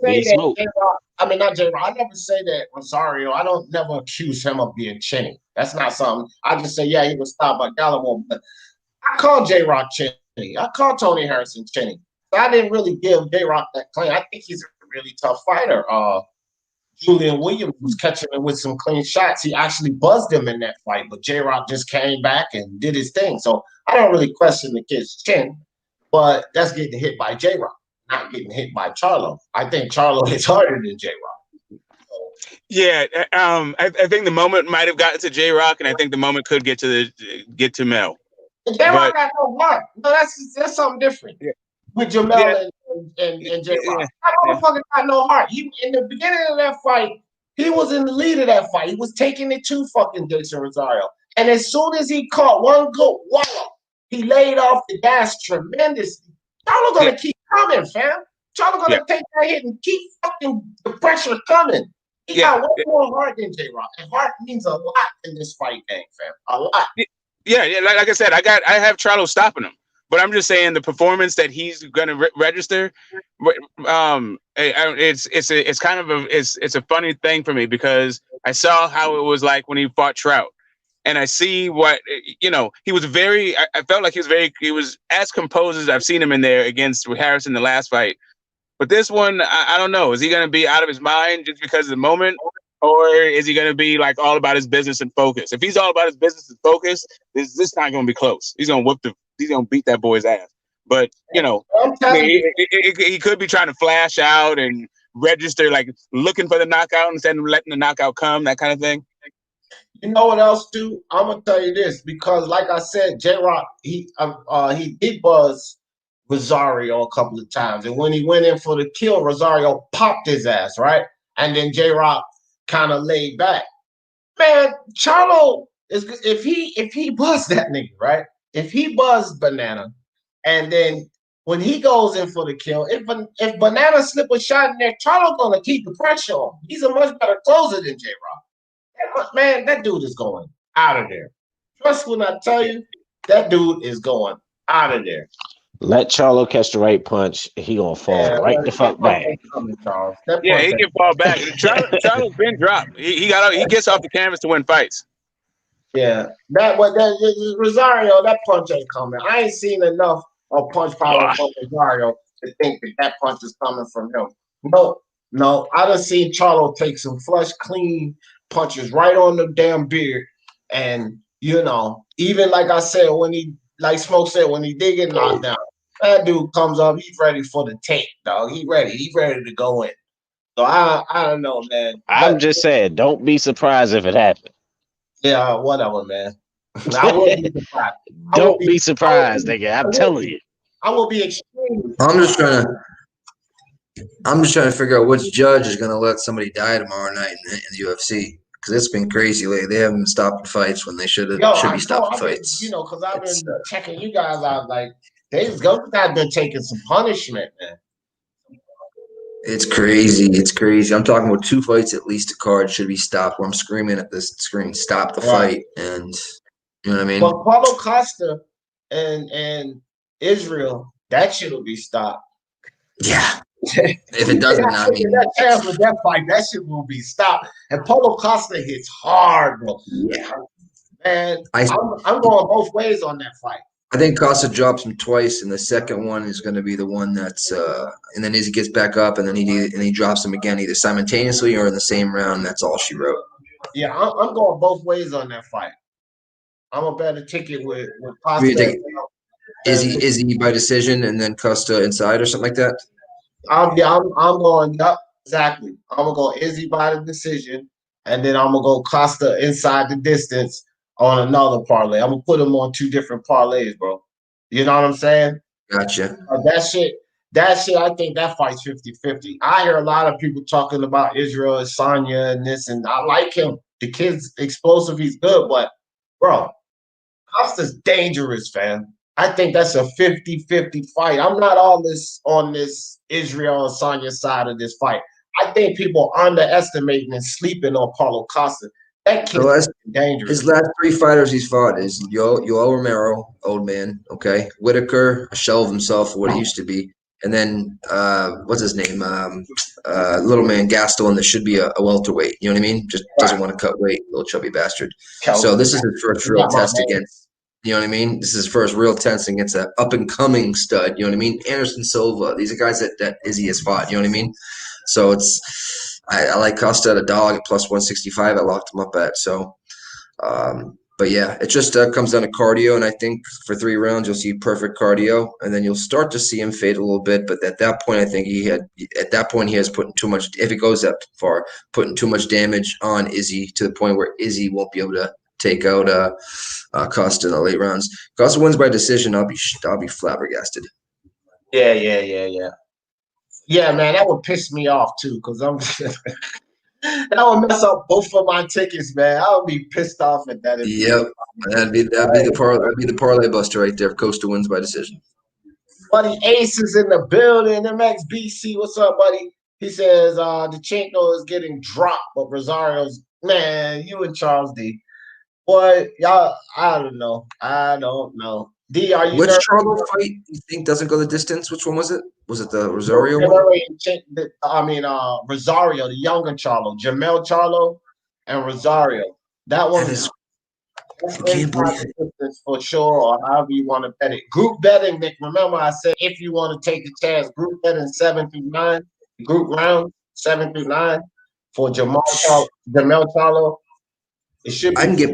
I'd get plus 200 on fight doesn't go to decision. I mean, that's you know what I mean. Good. That's good. I might put that in my parlay right there. You know what I mean? I think that might be the play right there. Are you on Bovada? Yeah, that was best fight odds, but I know that will be right around what they have on Bovada as well. I'm going on. Oh, you on Pub? You on Pub Sports, right? Yeah. Well, no, I'm just looking at the overall odds, like what they're at. It's gonna be plus 2. It's gonna be plus 200, maybe even a little bit more, maybe a little bit less, but no less than probably plus 190, I would say. But yeah, I wouldn't parlay that though. I would actually bet that straight. I would bet that straight. I'm gonna put 2 bets in now, 3 of them. I'll put 3 parlays. I'm gonna put one with the 7 through 9. I'm picking that 7 through 9 group. What are the odds on that? Can you see that? I think it's probably like plus 450 or some shit. Let me see here. Holland said, D, are you nervous about your hell no, bro. That was a long shot anyway. Well, you can do this. That was a long shot. You can take this is Rosario. Okay, so now it's Charles. No, there are group bets up in here. I don't think at least. Oh yeah, you're right. You're gonna take who to win now? Charlo? Charlo 7 through 9. Plus 320. See? Hell yeah. I'm taking that, bro. I'm taking that. Mix that with a couple of other plus bets. You know how it goes. 10 through 12. Yeah, to like $700. Bro, 10 through 12 is plus 2,200. So I would almost bet both. That's the Rosario, though, right? That's a Rosario fight. So 7 through 9. Yeah, because that just shows you, bro. He's not stopping Charlo. Look, the books get it wrong. You know, more better than I. But that far off, fam. Like, they hardly ever get that wrong when it's that far off. This kid is not stopping Charlo, fam. He's getting slept. Only thing I'm hoping is that Charlo don't sleep him earlier than 7. Because you know because you can get Charlo around 4 to 6 at plus 460, right? So you might want to take 4 to 6 and 7 through 9. You know what I mean? Plus 460. I'm gonna do it that way. I'm gonna do inside the distance. I'm glad you told me. I'm gonna do inside the distance. Then I'm gonna do 4 to 6 on the Paulo, right? Inside the distance. See how I mix that up there? Yeah, buddy. We get ready to cover no distance, covers a lot. Say Rosario does knock him out. You know what I mean? That covers that. Right. Plus 200. Yep. Man. Yep, I'm telling you. D, what's your take on the fighter who switched it? It depends on how I like it. It can be a gift and a curse to a fighter, right? Because what happens with these fighters that switch it? Blair Cobb. I don't know if you know who Blair Cobb is, Mindy. Blair Cobb is an up-and-coming fighter. He can switch it, but the problem with Blair Cobb when he switches is his timing when he decides to switch, right? He gets caught when he decides to switch. You look at a guy like Crawford or Fury, who's a switch hitter. Pump that jab, hit him with a shot, switch, step back, use that footwork, and then get comfortable in that stance. So I think switch hitting is great because it allows you to confuse your opponent or take advantage of their weakness, right? Because some fighters are good against orthodox, some do well against southpaw. So when you can switch it and you can do it with good timing, then it's very effective. But if not, it can be a curse because you can get caught in between. And I call it switch stances, but when you switch stances, you got to be able to not just throw the same, but defensively be the same. You know what I mean? Say you switch to southpaw and you're leaving you switch to southpaw and you're just leaving your hand. You know what I mean? But if you're orthodox, your right hand's here. You switch the stances. You know what I mean? You got to make sure to defensively be on sound on both sides. Otherwise, you're leaving yourself open, like you just said.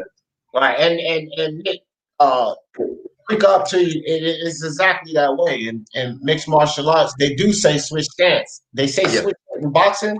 That's all they do. That's all they do. So they call it switch hitting. You know what I mean? But it's the same thing, though. For me, switch hitting is something different. My dad says if you're a switch hitter, it means you go through both. Oh, that old guy. I know what you're talking about. That's my pops right there. You're playing for 2 teams. You playing on both sides of the field. Yeah. And then Ray Powell thing was funny though. Charlo's pay-per-view sponsor. I know, bro. It was hilarious. I don't know what it's sponsored by. It's just extremely a lot of money for. It's definitely a great card, guys. Don't get me wrong. Like, this is a great card. You know, especially the PBC putting on. It's a great card, bro. But the state of boxing is the way it is because of the state of the nation and the world, fam.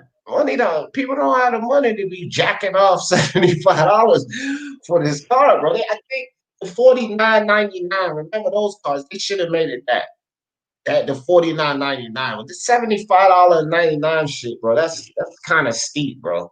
Rosario going to shock the world. Martin Ramos, you and Jose Yepes and Tito Toledo favor Hispanics.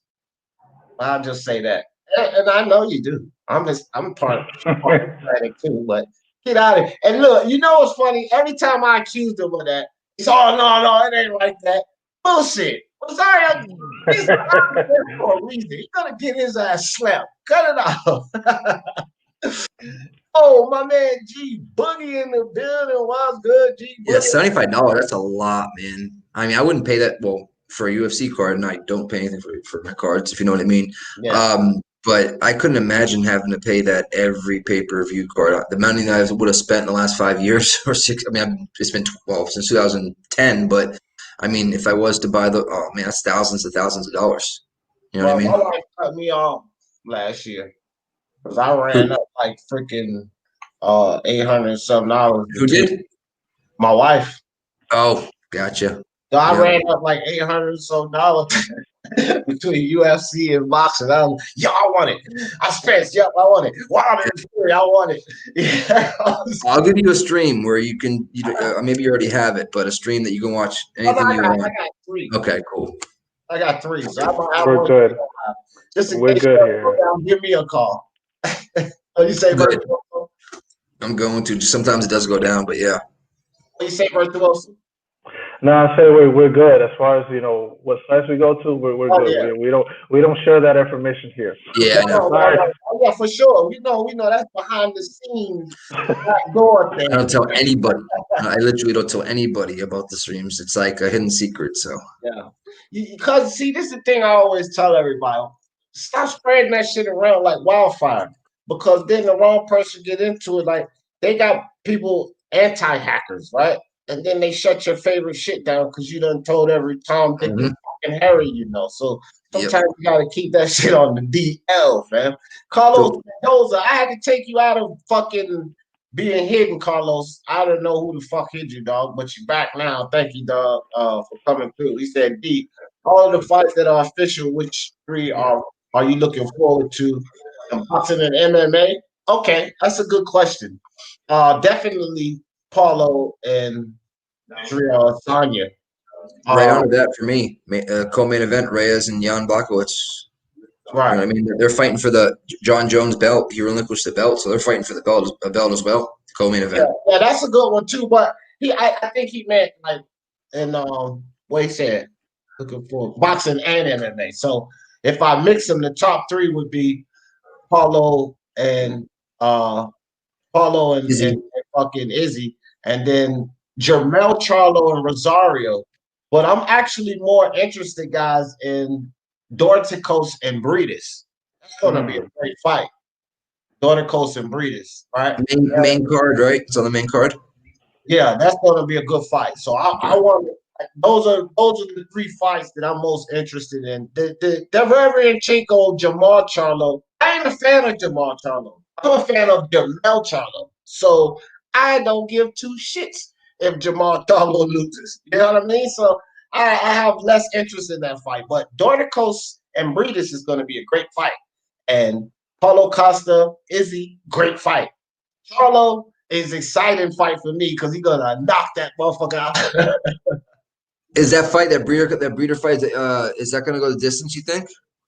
Yes. I picked the distance on Dorticos Breedis. Let me see what it says here. I picked Breedis to win by the distance, by decision. Dorticos and Breedis, right? Right. I picked Breeders to win by decision. How you see that fight, a Virtuoso? Wow, -110 fight goes to decision. That's You know good. what? I wonder if I have a belief that Dorticos could knock out Breeders. You know, Yeah, he I've could. seen him get. Yeah, I've seen him get hurt, so I'm picking the Cuban. You know, that's all I got. Okay, and I don't mind that because Dorticos hits hard, bro. He hits hard. You know, Absolutely. What I think though, this is what I see Virtuoso, and I agree with you. Dorticos could stop him, but I think that did you see? I'm pretty sure you seen the fight with Breedis and Alexander Usyk. Yes. Bro, he was moving so well and giving it to Usyk. You know what I mean? Usyk has great footwork and timing and all of that. And Dorticos was like, he was making his own moves. He was picking up on the punches. And so he's not going to be an easy target. I mean, not Dorticos, but Breedis. He's not going to be an easy target for Dorticos. And he can throw back in the middle of punches because he was doing that to Usyk the whole fight. Like Usyk would throw punches and Dorticos boom, boom, in the middle of punches and getting out of the way, picking up on the Usyk punches. And that type of movement, I think, is going to be a bit much for Dorticos.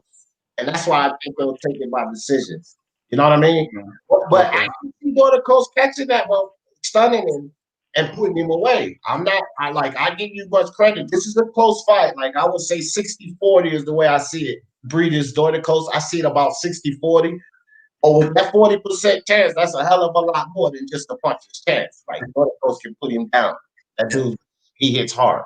I can get fight to go decision at -110. So basically almost even odds. You know what I mean? Yeah. What if you pick Breeders by decision? What does that look like? Breeders by decision is +205. One to think about. I mean, the safer bet is the fight goes to decision, but the gambling man bet is Breeders by decision. You feel You me? can bet both of them by decision at +205, right? And then you can get Dorticos by decision at +375. If Dorticos wins, he's gonna stop Breeders. It's inside. Okay. Yeah, he'll stop him. I don't think that he'll beat Breeders on the card. He can win, but if you're gonna pick Dorticos to win, I definitely would say the stopping. All right, and you can get Dorticos inside the distance at +355, and then Breeders by decision at +205, somewhat hedged at. You know what I mean? You're getting +200. You could do that. So I mean, yeah, for sure. But that's I'm with Virtuoso on that one. Like Dorticos can stop that dude, and if he's not a better boxer than Breeders, let's get that out. So Breeders, what Breeders is like, what's really underrated about him is like he knows how to measure distance. Right. And so seeing this thing go to the cards because even who was that fight? Damn, I'm trying to remember. Dorticos. I'm trying to remember the guy he fought. This German guy. He's got a funny name, but it ends with an M. And they went the distance, right? And the 11th and 12th round, Dorticos was spent, man. He was ass. He still won that fight, but he was spent, right? He does that shit against Breeders, he's going to get punished in those last 2 rounds. Like, where it gets to the point where the championship rounds, Breeders wins the championship rounds all day. He wins those championship rounds all day. So, don't know. D picked the Lakers to win the championship. Yeah, I might do that, Jose. But I think they should be heavily favored. Oh, down way behind. G-Man, what's up, G-Man? I appreciate that. Matus Masternock, right? What's that? Was it when he fought Matus Masternock? Yeah, Masternock. That's it. They went 12, and he was a German fighter, and the guy he could fight pretty well, right? But Dorticos was winning the fight because he was catching him with some hard blows. That dude was tough too, but Dorticos was spent in 11 and 12. He was spent. Really? He has a lot of heart with that gas tank, and he's older now. And with these Cubans guys, I think he's listed at 34. So, not to be stereotypical or anything, but everybody that watch boxing knows with these Cubans, they come with no birth certificates, and generally they're older than realistic. Happened with baseball growing up with me. There was kids that were like bigger than me. Big dude. So, Dorticos against Masternock was a -833 favorite.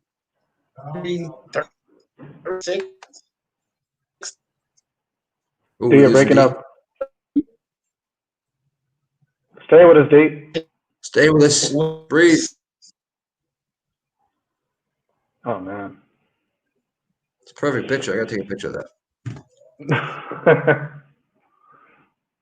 Don't move, D. Damon has a video.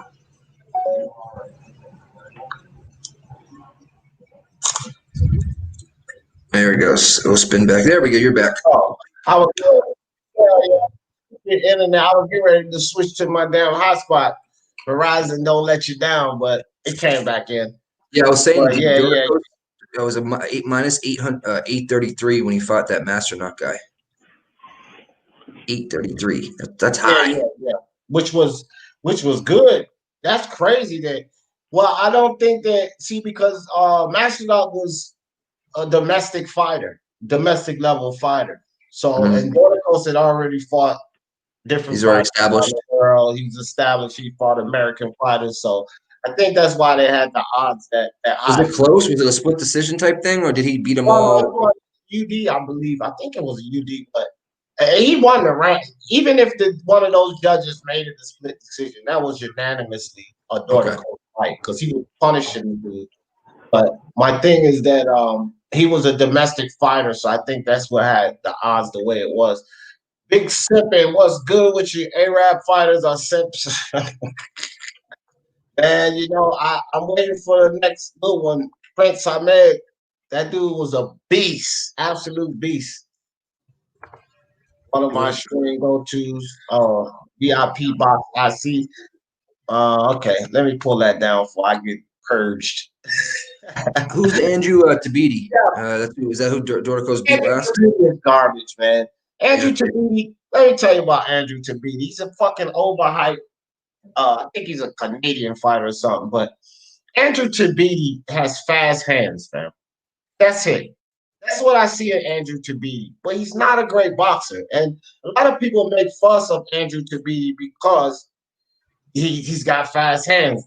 I think Dorticos dumped his ass. Dorticos dumped Andrew Tabiti. So I don't Andrew Tabiti is he's not a good measuring stick. I would say that. Like, don't even measure the fight off. Dorticos was a minus 177 on that fight. That would have been one to jump on, huh? Because see, that's what because people put so much into Andrew Tabiti because he has fast hands. Don't get me wrong, right? He doesn't have pop. He doesn't set traps. He don't use feints well. Not foot feint, hand face, head feint, nothing. Like, dude is he's a guy with fast hands that can move around. Yeah. That's Andrew Tabiti. And he ain't gonna win nothing like that, bro. No. What's up, Joshua? Joshua, my man. 50-year-old version. Well, it can't be me because I ain't 50 yet. If I did, I'd be looking hella good to be 50. Yeah, D-Man, I'm right with you, fam. I'm right with you. I think Breeders and look, now I'm feeling confident about my because this dude right here, Nick, he's another one. Yeah. He knows boxing fucking right, bro. So when I hear him agree with me, I'm feeling very confident now. You bet, yeah. Very, very confident. Like, shout out to G-Man Boxing. Go, Nick, you all around like me. Check out G-Man. Listen to his breakdowns, and dog, you can make money off of him too. If I get it wrong, G-Man getting it right. It's like when you have two cappers that come together. That's what I really like. When 2 or 3, they're all the same guy, and they're arguments for it. I got about 6 or 7 solid guys. Like, I have confidence. G-Man, Unrivaled, Boxing Talking News, Ring IQ, Julius, Boxing Beats and Rhymes, Unbiased, so Biased Box. Well, it's Unbiased True Crimes and Boxing Now. Okay. Like, any of those guys, and Matt Faust. Those guys know what's going on in the ring. Like, sometimes I defer to them. Like, hey, what you think about this fight? Right? Mm-hmm. Like, I trust these guys that much. Like, they know what's happening inside that ring. Everyone. It's called capping the capper. You know what I mean? You want other people's thoughts. You know what I mean? As a capper, MMA capper, I always want to pick someone's brain. Hey, what do you think about this guy? He's got good kicks. Am I missing out on this? And you know what I mean? Yeah. So when it's really close fights, I go to all of those guys. And then I go with the fight that I pick and see if it's like 4-2, then I'm going with the 4. You know what I mean? If it's opposite, then I'm going that way. If it's even, I'm like, fuck. Yeah. 3 of us pick this way, 3 of us pick that way. That's the one you don't bet. That's the one you just watch. Yeah, you leave that shit alone, bro. When it's that close, you leave that shit alone. Like Cowboy Cerrone, Nico Price. I'm like, this is too close. So I'm just gonna watch this one. Guess what happened? Draw. You know what I mean? Yeah, draw. Oh, that would have been big money because draws are always, the odds are always plus 6,000. Oh my gosh, oh my God. That would have been great for one of my dollar parlay tickets. Right. DJ, I'm just pulling up my Dominican brother. Okay, I appreciate you, Martin Ramos, but I hope you don't hate me because I love Dominicans, but it's Puerto Rican, Puerto Rican. But I still love you, man. I love you. I love you, Doc. Bro, Dominican Republic's fun, man. I went there for a week. I had a girl staying with me, cleaning my house, doing more than clean my house. Let's put it that way. My brother went down there a few times, and $50 for the whole week. Yeah, man. And she was my princess. They spent $1,200, right? So you know what they got. Yeah. $1,200 got it. They had this 3-bedroom house and fucking armed security out there. You guys stand out there with shotguns, and they got all of that for $1,200. So that's probably the main reason why I haven't been in that country for 16 years. That shit scared the shit out of me, man. That shit used to wake me up at night, man. Fucking just to scare off the fucking robbers. I'm good. Don't go walking through the streets with all your gold and shit flashing and your rings. You might find one of your pinkies hacked off. If I'm gonna go back there, D, I'm gonna be there looking broke. You got to Costa Rica. Like spend money, but like act broke.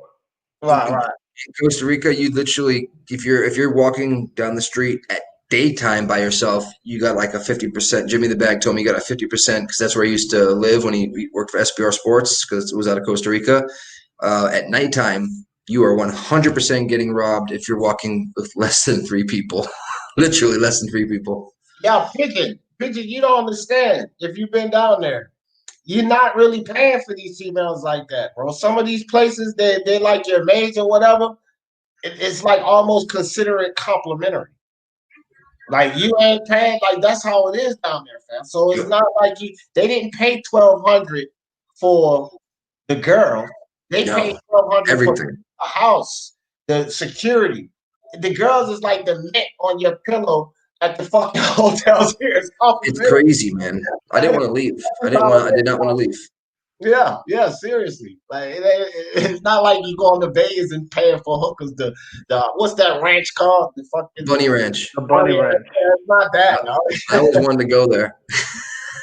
I did when I was younger, and then now I'm just I don't want to go fuck no. Yeah, I mean that when I saw that Cat House series on HBO, I was like, Cat House. Yeah. I'm like, I'd like to go there, but like now that the pimp is dead, and I'm like, I'm not really looking at those girls. I'm like, they're all plastic anyway, so it's not the same allure when you're younger and shit. Like once you get older, you get married, and you got a fucking 24-year-old daughter. I gotta be honest, guys.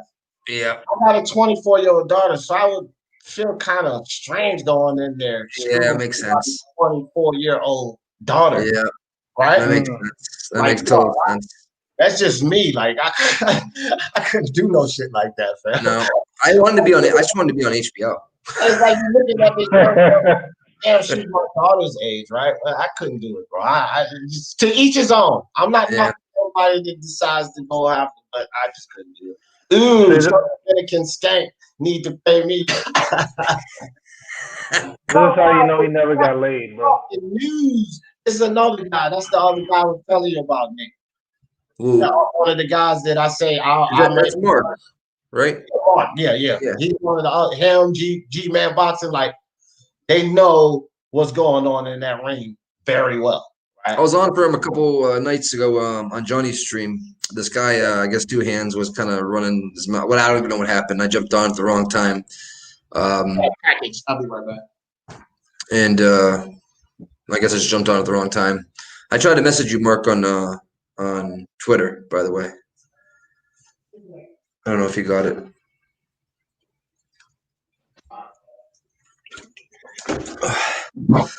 Oh man, well man, I can't wait till fucking tomorrow. My Where's wife is on combat the sports? She does makeup, so all kinds of brushes and stuff. Thank you, Mark. I appreciate you, brother. Appreciate the super chat.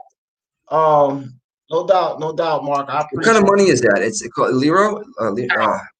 Pound. That's right. pounds, yeah. Yeah, I For wish the we called our money pounds.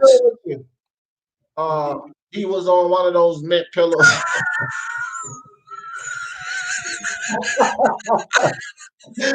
Oh shit! I'm telling you, Nick, these motherfuckers over here funny as hell. Don't get Samuel Shaw started. They'll have you at it. Oh boy! Wow, what the heck? He's on the field like this. No, you missed it, Joshua. You missed it. But no, that was a good one. Trust me, it was definitely. Yeah, the euro. I knew it was euro. See, it's got a Mark dropped in the super chat. The euro. It's called. Yeah. Euro. That's right. Not the pound. I'm a dumbass. Right. The pound is that other side. Yep. Euro. Worth more than the pound. It's worth more than. He's Irish, not English. Irish, right? Irish. Yeah, it's more. The pound is worth more than everything. I saw the documentary on the brothel in the U.S. called Chicken Ranch. Nico, yeah, I see. It's a lot of document. What's that there, Nick? That's my 3-leaf Irish three clover. Oh, yeah, all right. 4-leaf. There's the brother. My man punch drunk boxing. I got my Knicks attire and the attic with the chipmunks and shit. God, man, don't do my Knicks like that, punch.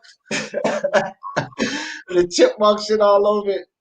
Let me go with Black at King. If so, Jarrell Miller needs to know about that. Hey, man, Jarrell Miller. Yeah, you're right, Pigeon. Euro.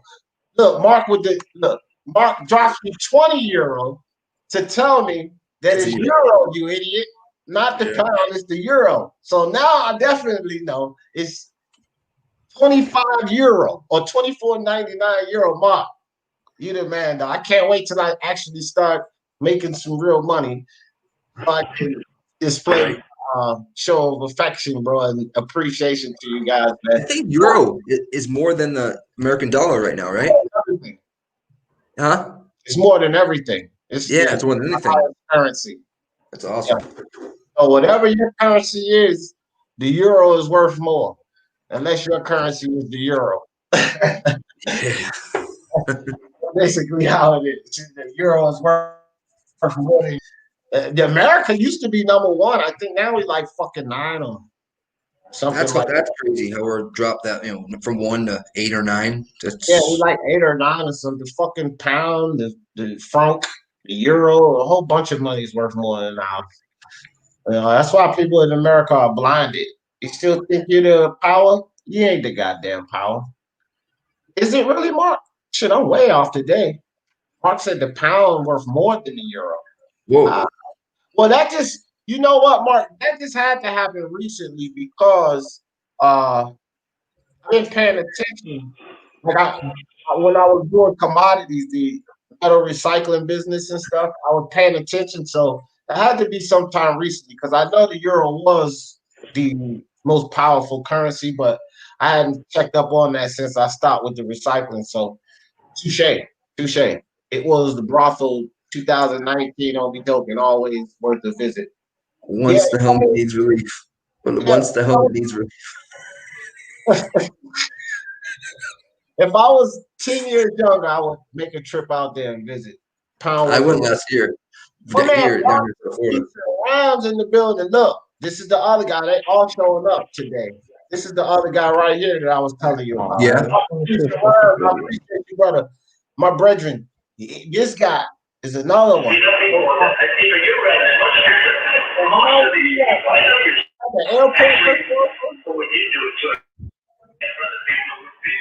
No, I was just playing a video of Trump was shouting out game bread. And I'm like, what the hell is this? Oh, yeah, no, hell no, look, don't do that. The last time I spoke about that dude, man, you two gave me hella fire problems, bro. Yeah. Like, I don't suggest nobody. Don't even, if you're trying to give that guy Any praise, they're gonna slam you. I'm telling you. So don't like. I'm not even talking about him right. Like, no, fuck that, bro. Yeah, it's I'm just too that. toxic. Like, bro, I mean, I'm serious, bro. I went through something for 2 months, Virtuoso. They was slacking fucking subscribers, not sending out notifications. Views was being taken away. I ain't talking about that shit, bro. Like, they win. They win. Fuck that. I'm not fucking with that. But Beats and Rhymes, I appreciate you, but Nick, he's another guy too. Like, this guy knows boxing. Like, a lot of times when I get it wrong and I go listen to what Beats said or Mark, then they got it right. He had it right. Yeah. So like, definitely check him out. And everybody here probably already know Beats and Rhymes. That he's world renowned in the YTBC. I know Unrivaled Boxing, which is Mark, you, Johnny Boy, and a couple others I've been following. Looks like I gotta start following some more. I gotta hit that sub button more. Real quick though, I think Mark said €1 is 91 pence. 9 more pence needed for a pound, so they're not too far off the pound. Is pence like cents? I want to know if pence. They're coins. Yep. Yeah.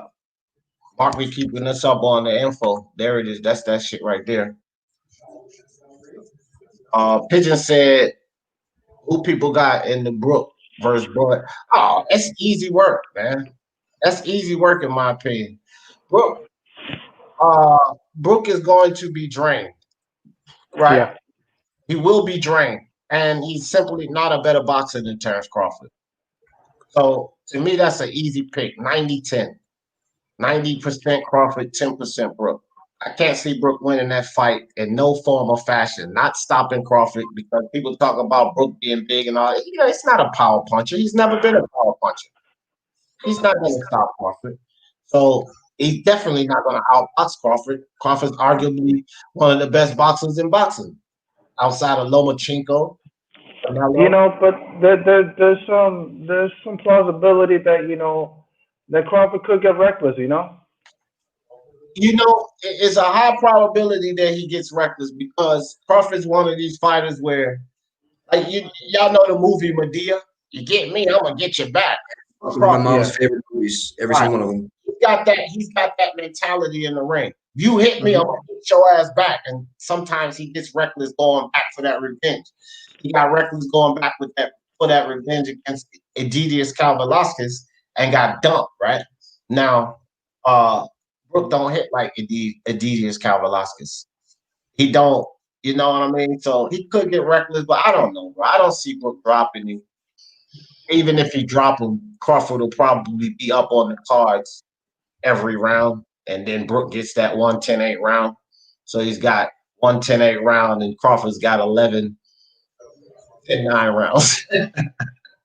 Oh yeah, I don't know what could happen. Gordo, a new MXBC member in the building. What's good with you, Gordo? MXBC always welcome up in here. And the general, Uncle Tyler, has now received a wrench.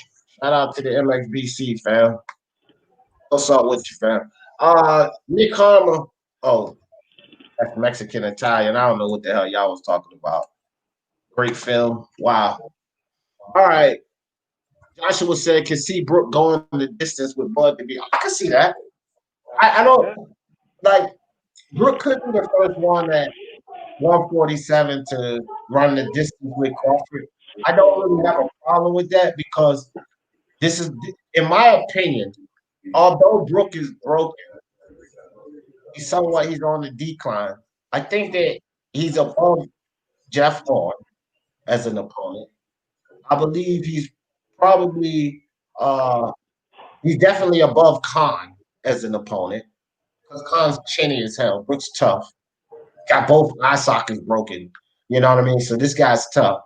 And so he's above Horn. He's above Khan as an opponent. With Egidijus Velasquez, you could say he could be as tough of a fight, but Crawford pretty much ran that fight, right?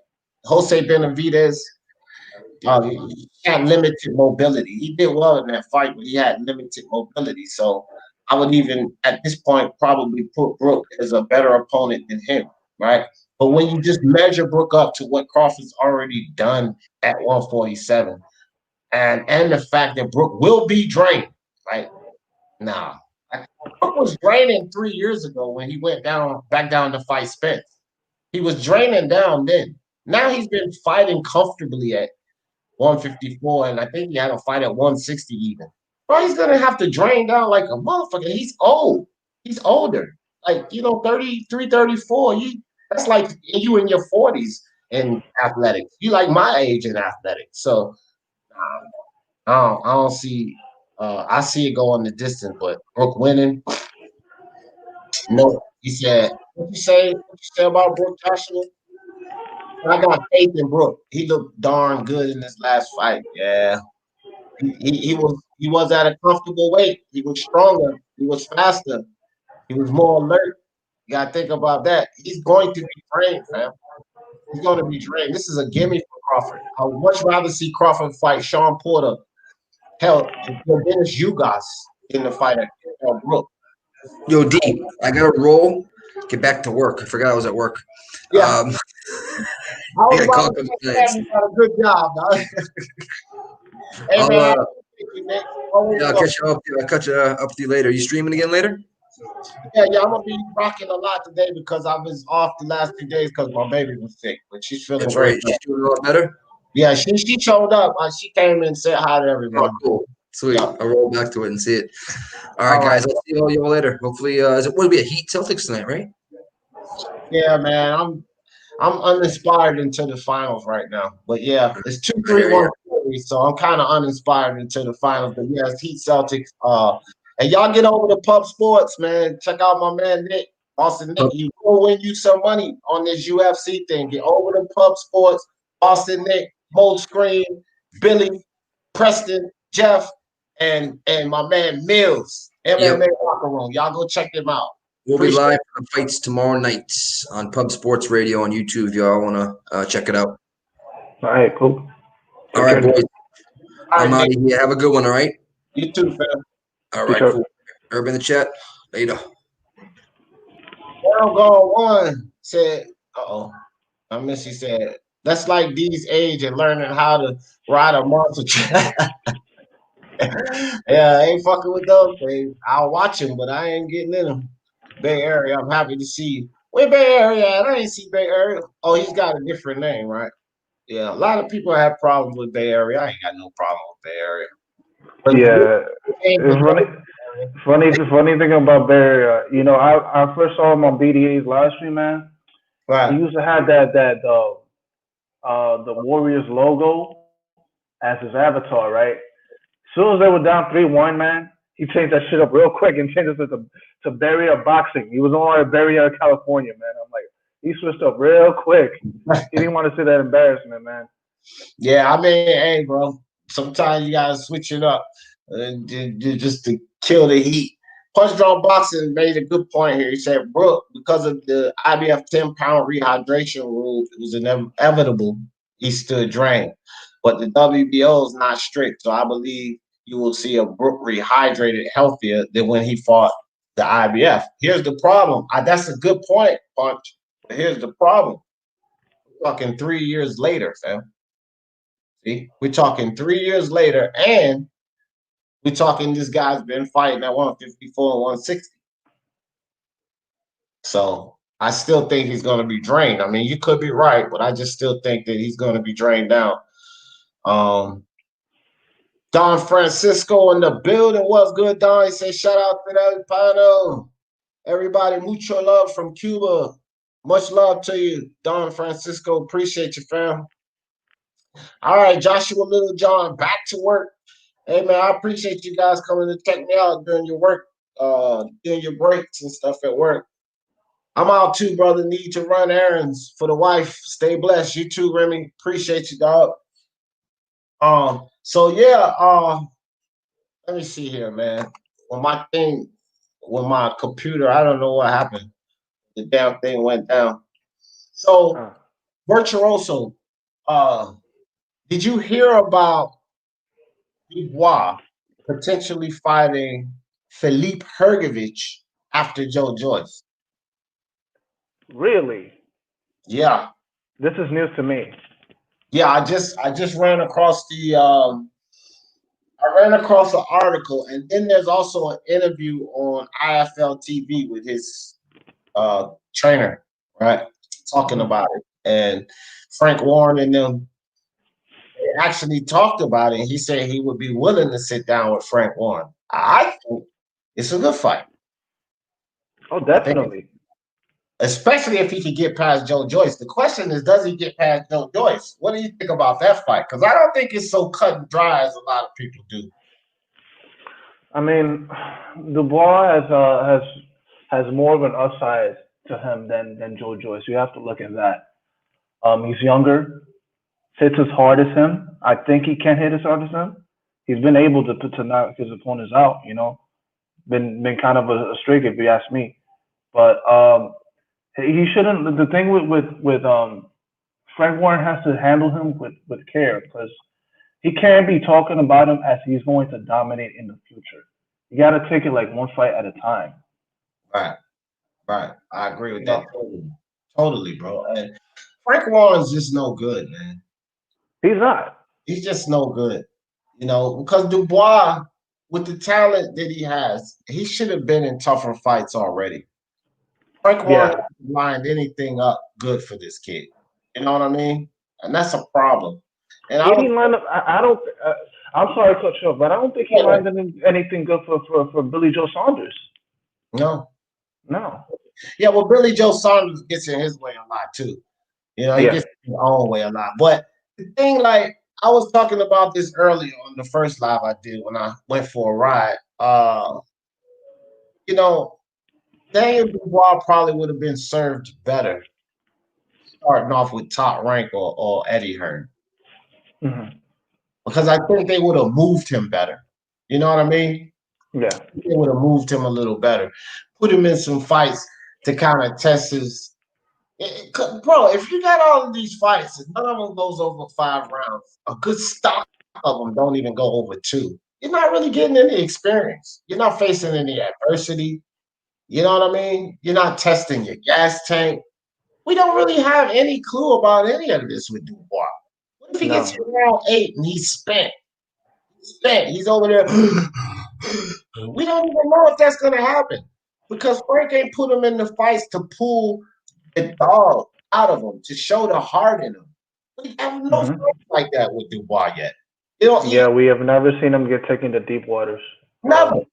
Even with Virgil Ortiz, like that fucking Vargas fight. Vargas is tough as nails. So we see Ortiz go, you know what I mean, long into the fight. We've seen Virgil Ortiz. We've seen Jerron in his boots go 12 rounds. We see these guys late in the fight. You know what I mean? I don't know, man. I don't know. That's my concern with my guy Teofimo Lopez and Vasyl Lomachenko. And why I say even myself, I gotta be honest about it. After 7 or 8, that kid's in trouble. Yeah. I'm being honest about it. I'm picking him to win. Teofimo gonna knock Lomachenko the fuck out. 7th round. I've been saying that consistently, but I'm being realistic about it. After 7 or 8, that kid's in trouble for multiple reasons. One, we seen him in the Nakatani fight. The further that fight went, the more, it was working on Teofimo's mind. But this is Lomachenko. This ain't no damn Nakatani, right? Here's another thing. Lomachenko got gas for days. Yeah. That dude gas tank is full, and he's like a Ford F-150. He got an extra tank. You know what I'm saying? Yeah. There's talk about him. Okay, he hasn't fought in a while, so that could affect him adversely. But you got to understand, when you see him train, he trains like a Spartan. I feel like there's no breaks with this dude. Like, he's always like working on his body and his conditioning. Whereas other fighters, they take time off and they get fat and then they lose their step, once they get into action. Right. So hopefully, we'll see Teofimo like show his true like courage and mettle once he gets into the deep rounds. You know, once he gets taken to the championship rounds, let's see what he's about then. You know, right. And if he's gonna, you know, and if he's gonna knock him out, you only have like a split-second window to do that because he's not gonna give you like clean looks. You know what would shock me, Virtuoso? If Teofimo knocked Lomachenko out at like 9 or 10 or some shit like 11, that would really be shocking to me. Because I think the longer this fight goes, the more it favors Vasyl Lomachenko. Yeah. If he was to get a late stoppage, that would be, to me, if Teofimo Lopez knocks Lomachenko out in 7 or less, like I'm saying, it's impressive because he beat Lomachenko. He beat Lomachenko. But if he knocks him out like 10, 11, 9 to 11, that to me is impressive on another level because it proves so much more, in my opinion, right? Because I don't expect that. I expect, like I said, after 7 or 8, my guy's in trouble. Because he's definitely going to be down on the cards, and then you get into like the last 3 rounds. Now you're needing a knockout. You know what I'm saying? So like my guy is in trouble, and I don't see him outboxing Lomachenko. So if anybody think I'm fanboying for Teofimo, listen to this live. I don't see the kid outboxing Lomachenko. To me, that's just idiotic to think that way. I see him knocking Lomachenko out because it's different. I think that the kid has enough skill. He has a lot more than people are giving him credit for, because I keep hearing this, oh, that overhead right ain't going to be enough. The shoulder roll ain't going to work. And that's it. That's all Teofimo does, is the shoulder roll and the freaking overhead right. And y'all haven't been watching, is what I'm saying. So I don't think that they give him enough credit for that. But I think he has enough skill to get the knockout. You see what I mean? Not to outbox Lomachenko. I think he has enough skill to get the knockout. You feel what I'm saying? But when we start talking about a boxing match, no fucking way he's gonna outbox Lomachenko. No. If he's gonna have if he's gonna outbox him, right, he's gotta have quicker feet, and to me, Teofimo is flat-footed. For sure. At some points, because I always tell people that too. Like at some points, he's flat-footed, and it's like Errol Spence, right? He bounced around with Lamont Peterson, Mikey Garcia, and then all through the amateurs. So they showed they could do this. But these guys that they were fighting, they could take their hit, they could get in there and really dig into those shots, right? So gives you that appearance that they're flat-footed. But you watch Teofimo in plenty of fights where he showed, he's up on his toes, he's moving, lateral movement, dipping up, like very, very decent footwork. Not no Lomachenko or Usyk style footwork, Fury. No, just good footwork. You say good footwork, and then people already start digging out the hat, Usyk, Fury, or Lomachenko. Get the fuck out of here with that. Nobody has footwork like those guys. No one. No. So don't even bring them to the table when you talk footwork. You know what I mean? So, yeah, Teofimo, Willie Williams, my brother, what's good? Really appreciate you, Willie Williams, with the $49.99 super chat. Salute, D. Jeff, Speaking Mind Sports Talk family. Salute to you, Willie, my man. Appreciate that. So, this Lomachenko, Teofimo, I mean, honestly, guys, like, I'm not capping. I'm not fanboying. I think that the kid has enough to put him away. But I'm being realistic about the fight, too. I want everybody to know that I'm going to get nervous as a fan after round 7. I'm going to tell you that right now. I got to be honest.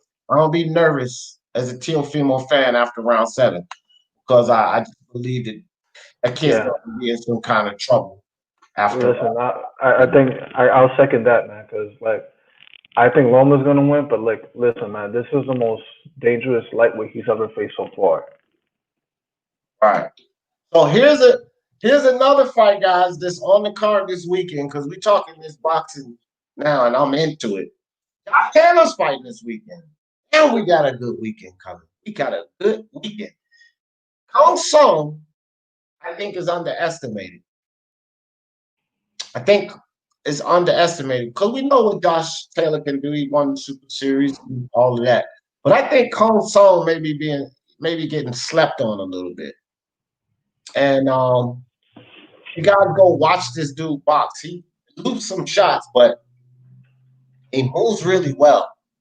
Got a long reach, and he knows how to use it. This dude knows how to use the distance. I didn't know anything about Kong Song. Shout out to my man Wasi Rahman. He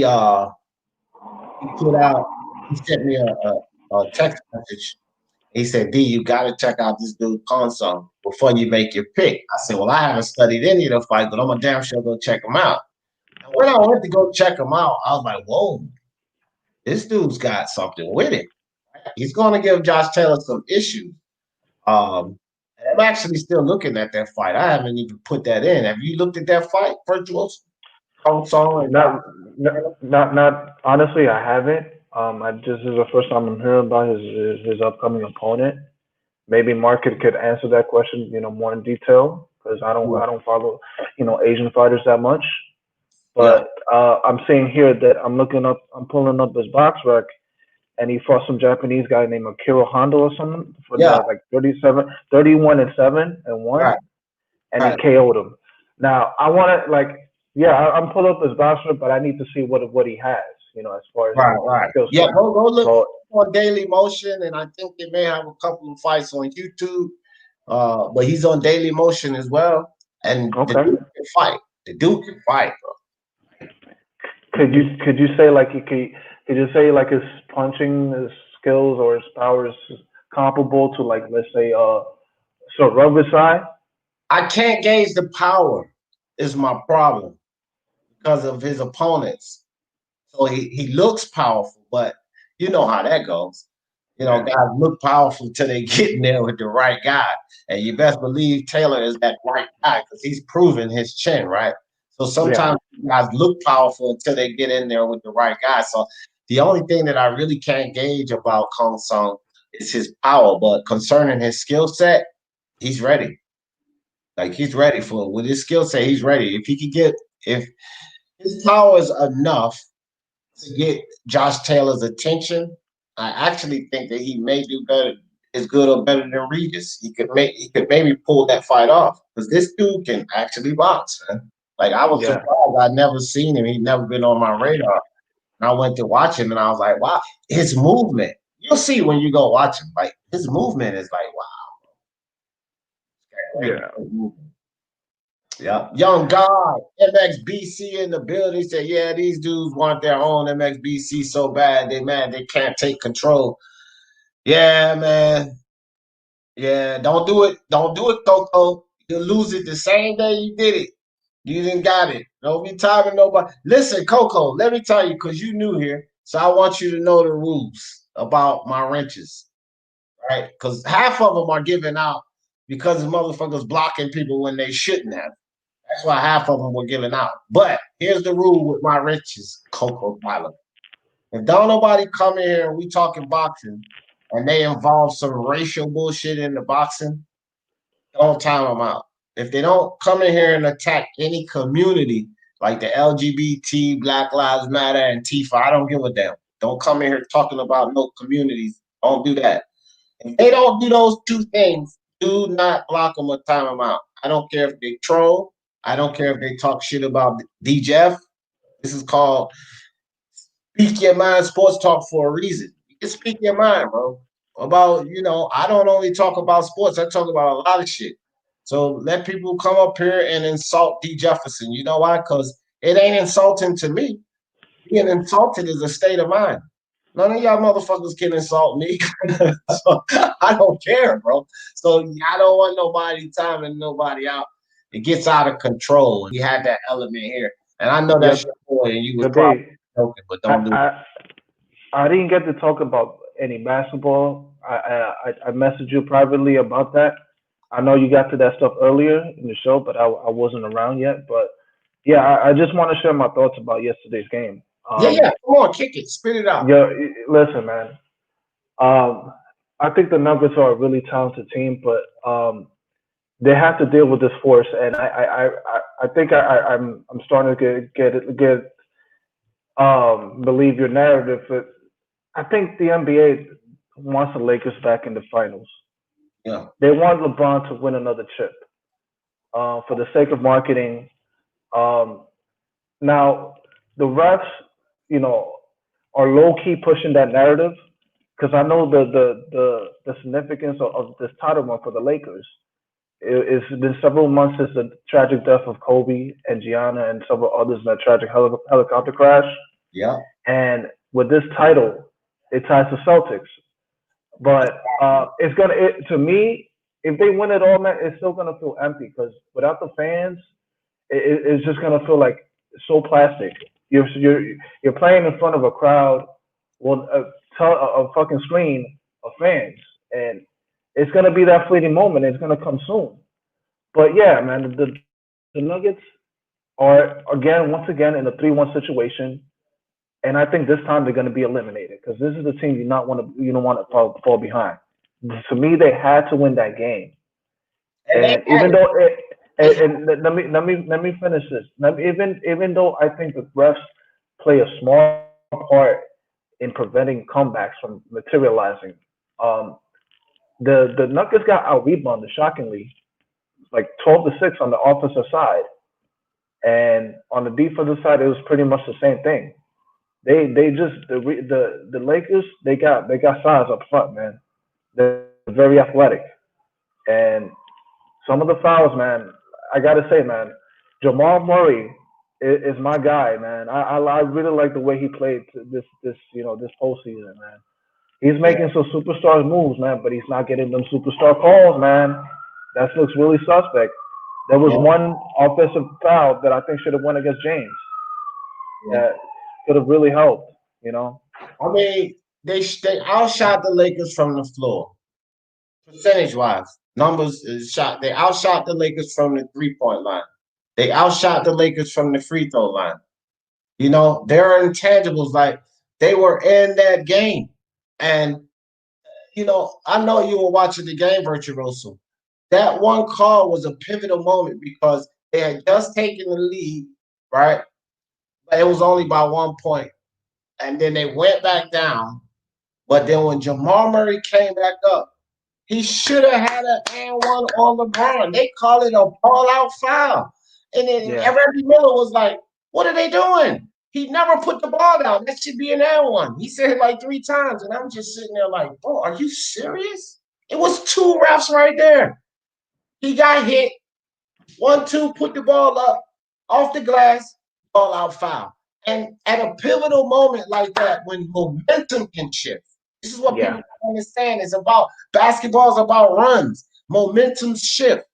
They snatched the momentum away from them right there, bro. And then what made it worse, when he came back down, the play after, people can go watch this. The play after, he makes a shot. LeBron hits him clearly. He's on the fucking ground. And no and one call again. I'm like, bro, this is ridiculous. It's ridiculous. You cannot do that type of shit toward the end of a game. You take the drive out of the team that's digging in there trying to get back in. You just snatch the soul out of them doing that kind of stuff, bro. And people don't realize this. Like, I'm with you. The referees can play only somewhat of a part in the game, right? I'm with you on that. Like, I've always said this because the better team is going to win regardless. I don't care what people cry about because it's up to you to not allow the referees to be able to take a part. It's up to your team. If you got a 15, 12-point lead and the ref gives you 3 or 4 bad calls, that means you're still up by 6, right? So keep playing ball, right? Mm-hmm. So it's up to you to create that distance, to spread that. And you can only put but so much on the refs. But at pivotal moments like that, it can switch the momentum. And they damn sure was gaining their momentum. They went on a freaking 11-4 run. And then the rest are just foolery, bro. And it's like, bro, you just snatch the soul out of a team. And they trying to make sure they don't go down 3-1. And I just thought that it was despicable. And 2 of those calls on Jokic early were questionable. And I'm like, bro, they're building up fouls on Jokic. You take Jokic out the game, that 1-2 punch with him and Murray. Like, bro, come on with this shit. You know what man. It's like the Davis foul too. Like, he just fell awkwardly on his, ankle. And It was Yeah, that terrible. was terrible. Oh, Millsap was faced the other way, going toward the fucking basket, bro. This is not getting in the space of a shooter. I'm like, Anthony Davis, when he shot, he moved forward. The guy was going away from him, and he came down awkwardly. And the whole fucking panel that was announcing the game, they was like, "Where's the foul? Where the hell is the foul?" Like those type of pivotal moments, bro. You know what I mean? Like, oh boy, it's just so disheartening because it's just like when Anthony Davis went down. I was telling people earlier, I was like, man, that was scary to see that. No, I don't want to see the Lakers lose or Denver come back because AD goes down. I don't want to see a player hurt. And I was glad that he got up. You know, I was glad he got up and he was able to play. Like that made me feel good that the guy could still compete. These guys got families and contracts and so forth. Like I don't want to see that happen to any of these guys. But on the same token, I don't want to see the ref snatch the soul from a team that's trying to come back like that, bro. Yeah, if you can't call the game down the middle, man, just let them play. Let them play. Right, bro. Right. It's like it gets to a point where okay, we got to win this now, but we got to play the Lakers and the refs. It really hurts the NBA. It really hurts the product, man. Like you're trying to like NBA's, you know, the commissioner Silver, you know, he likes to do the song and dance. Like, you know, we like to see all these teams succeed, but then low key, you have these refs doing these things, you know, favors for the superstars of these big teams, man. Like I don't understand, man. It's very contradictory. Yeah, it is. Hey, in the building, what's good, Ralph? Even if land the right hand is won't gonna happen. Charlo been down. Yeah. He said Charlo going to sleep. That boy. Yep, that's right. Hey, I was on with you on that, man. Jamel Charlo going to knock Rosario ass out. El Jefe, what's up, El Jefe? El Jefe MXBC Corp. Let me tell you something, El Jefe. And I just said this before you came in, and you know D Jeff, bro. I keep it 100. I'm gonna support both of you guys, of course. Go Tyler, and you know I'm gonna support you, El Jefe. But tell your group to stop coming in here talking about El Jefe, the real MXBC leader. No, sir, bro. The general, the founder. You need to work this shit out. Both of y'all really need to work it out. But is there any strife in the MXBC that I'm seeing on the chat? It's a little tension, but they'll be all right. But Coco Tyler is the leader, the founder, the youngest CEO, the man, bro. Y'all don't start that confusion. And wait a minute, dude. But yeah, dog. Like I'm gonna support both of you guys, but I'm not getting in between that beef. You know I'm gonna be on your channel and all of that, bro. But I'm talking to you now, I'm gonna be still hitting Coco Tyler up and on his channel and all of that too, fam. Like I just gotta let you know. So you can come up here and cuss me out about it and get kicked off the live, but that ain't gonna stop me going over there. And Coco Tyler at BC. Hey man, y'all dudes, man, y'all work that out, man. That's what I would like to see both of y'all work that out. Cause I tell you, man, breaking stuff down from the inside out is what people like to see. And I don't know what's going on. I ain't taking nobody's side, but y'all allowing the outsiders to break y'all down, bro. And that's just my opinion on that. Y'all allowing the outsiders to break down what y'all built. And y'all need to fucking reconcile that shit. Because strength is in numbers, not in division. Remember that shit. Strength is in numbers, not in division. You guys are divided right now. And both of you guys have followers. Guys is going to follow El Jefe. Guys is going to follow Coco Tyler or whatever. Both of you guys got followers. So how many do you have together? MXBC was built together. I didn't even fuck with none of y'all in the beginning. Y'all know that. And I gave it a chance. And I like it. But I like what y'all had started in that unit, what y'all was doing. El Jefe, you don't cuss me out 20 times about being corporate. Now you El Jefe MXBC corporate. That's contradictory, fam. You know I'm gonna keep it real with you. That's highly contradictory. You know? Wasn't he the monster or something like boxing monster? El Jefe? Boxing monster, that's my dude, bro. No, boxing monster. No, because I get them confused. I think I used to think that all these MXBC like names are like different personalities of El Jefe. I'm not acquainted with these guys. They got a group though, bro. Dirty, Young God, Coco Yeah, Tyler. yeah. I'm not familiar with them, but yeah, Yeah. El Jefe is very passionate about the sport. You know, you get a little too, rambunctious, towards the insults, but he's cool, man. He's really funny, entertaining dude. I always fucks with El Jefe, but El Jefe is the one who introduced me to Coco Tyler, Young God, Buddy Aces, Durden and those guys, and the MXBC. And I like the shit they got going, bro. MXBC is fire, bro. So all of this MXBC Corp and all of that bullshit, man, y'all cut that bullshit out, dog. Y'all cut that shit out and figure it out. That's all I say. Y'all figure it out because motherfuckers right now, they licking their lips. They licking their chops. They like, yeah, these motherfuckers are almost finished. We got them right where we want them. Y'all don't let that shit happen. This is y'all pleasing people out there. You gotta know this.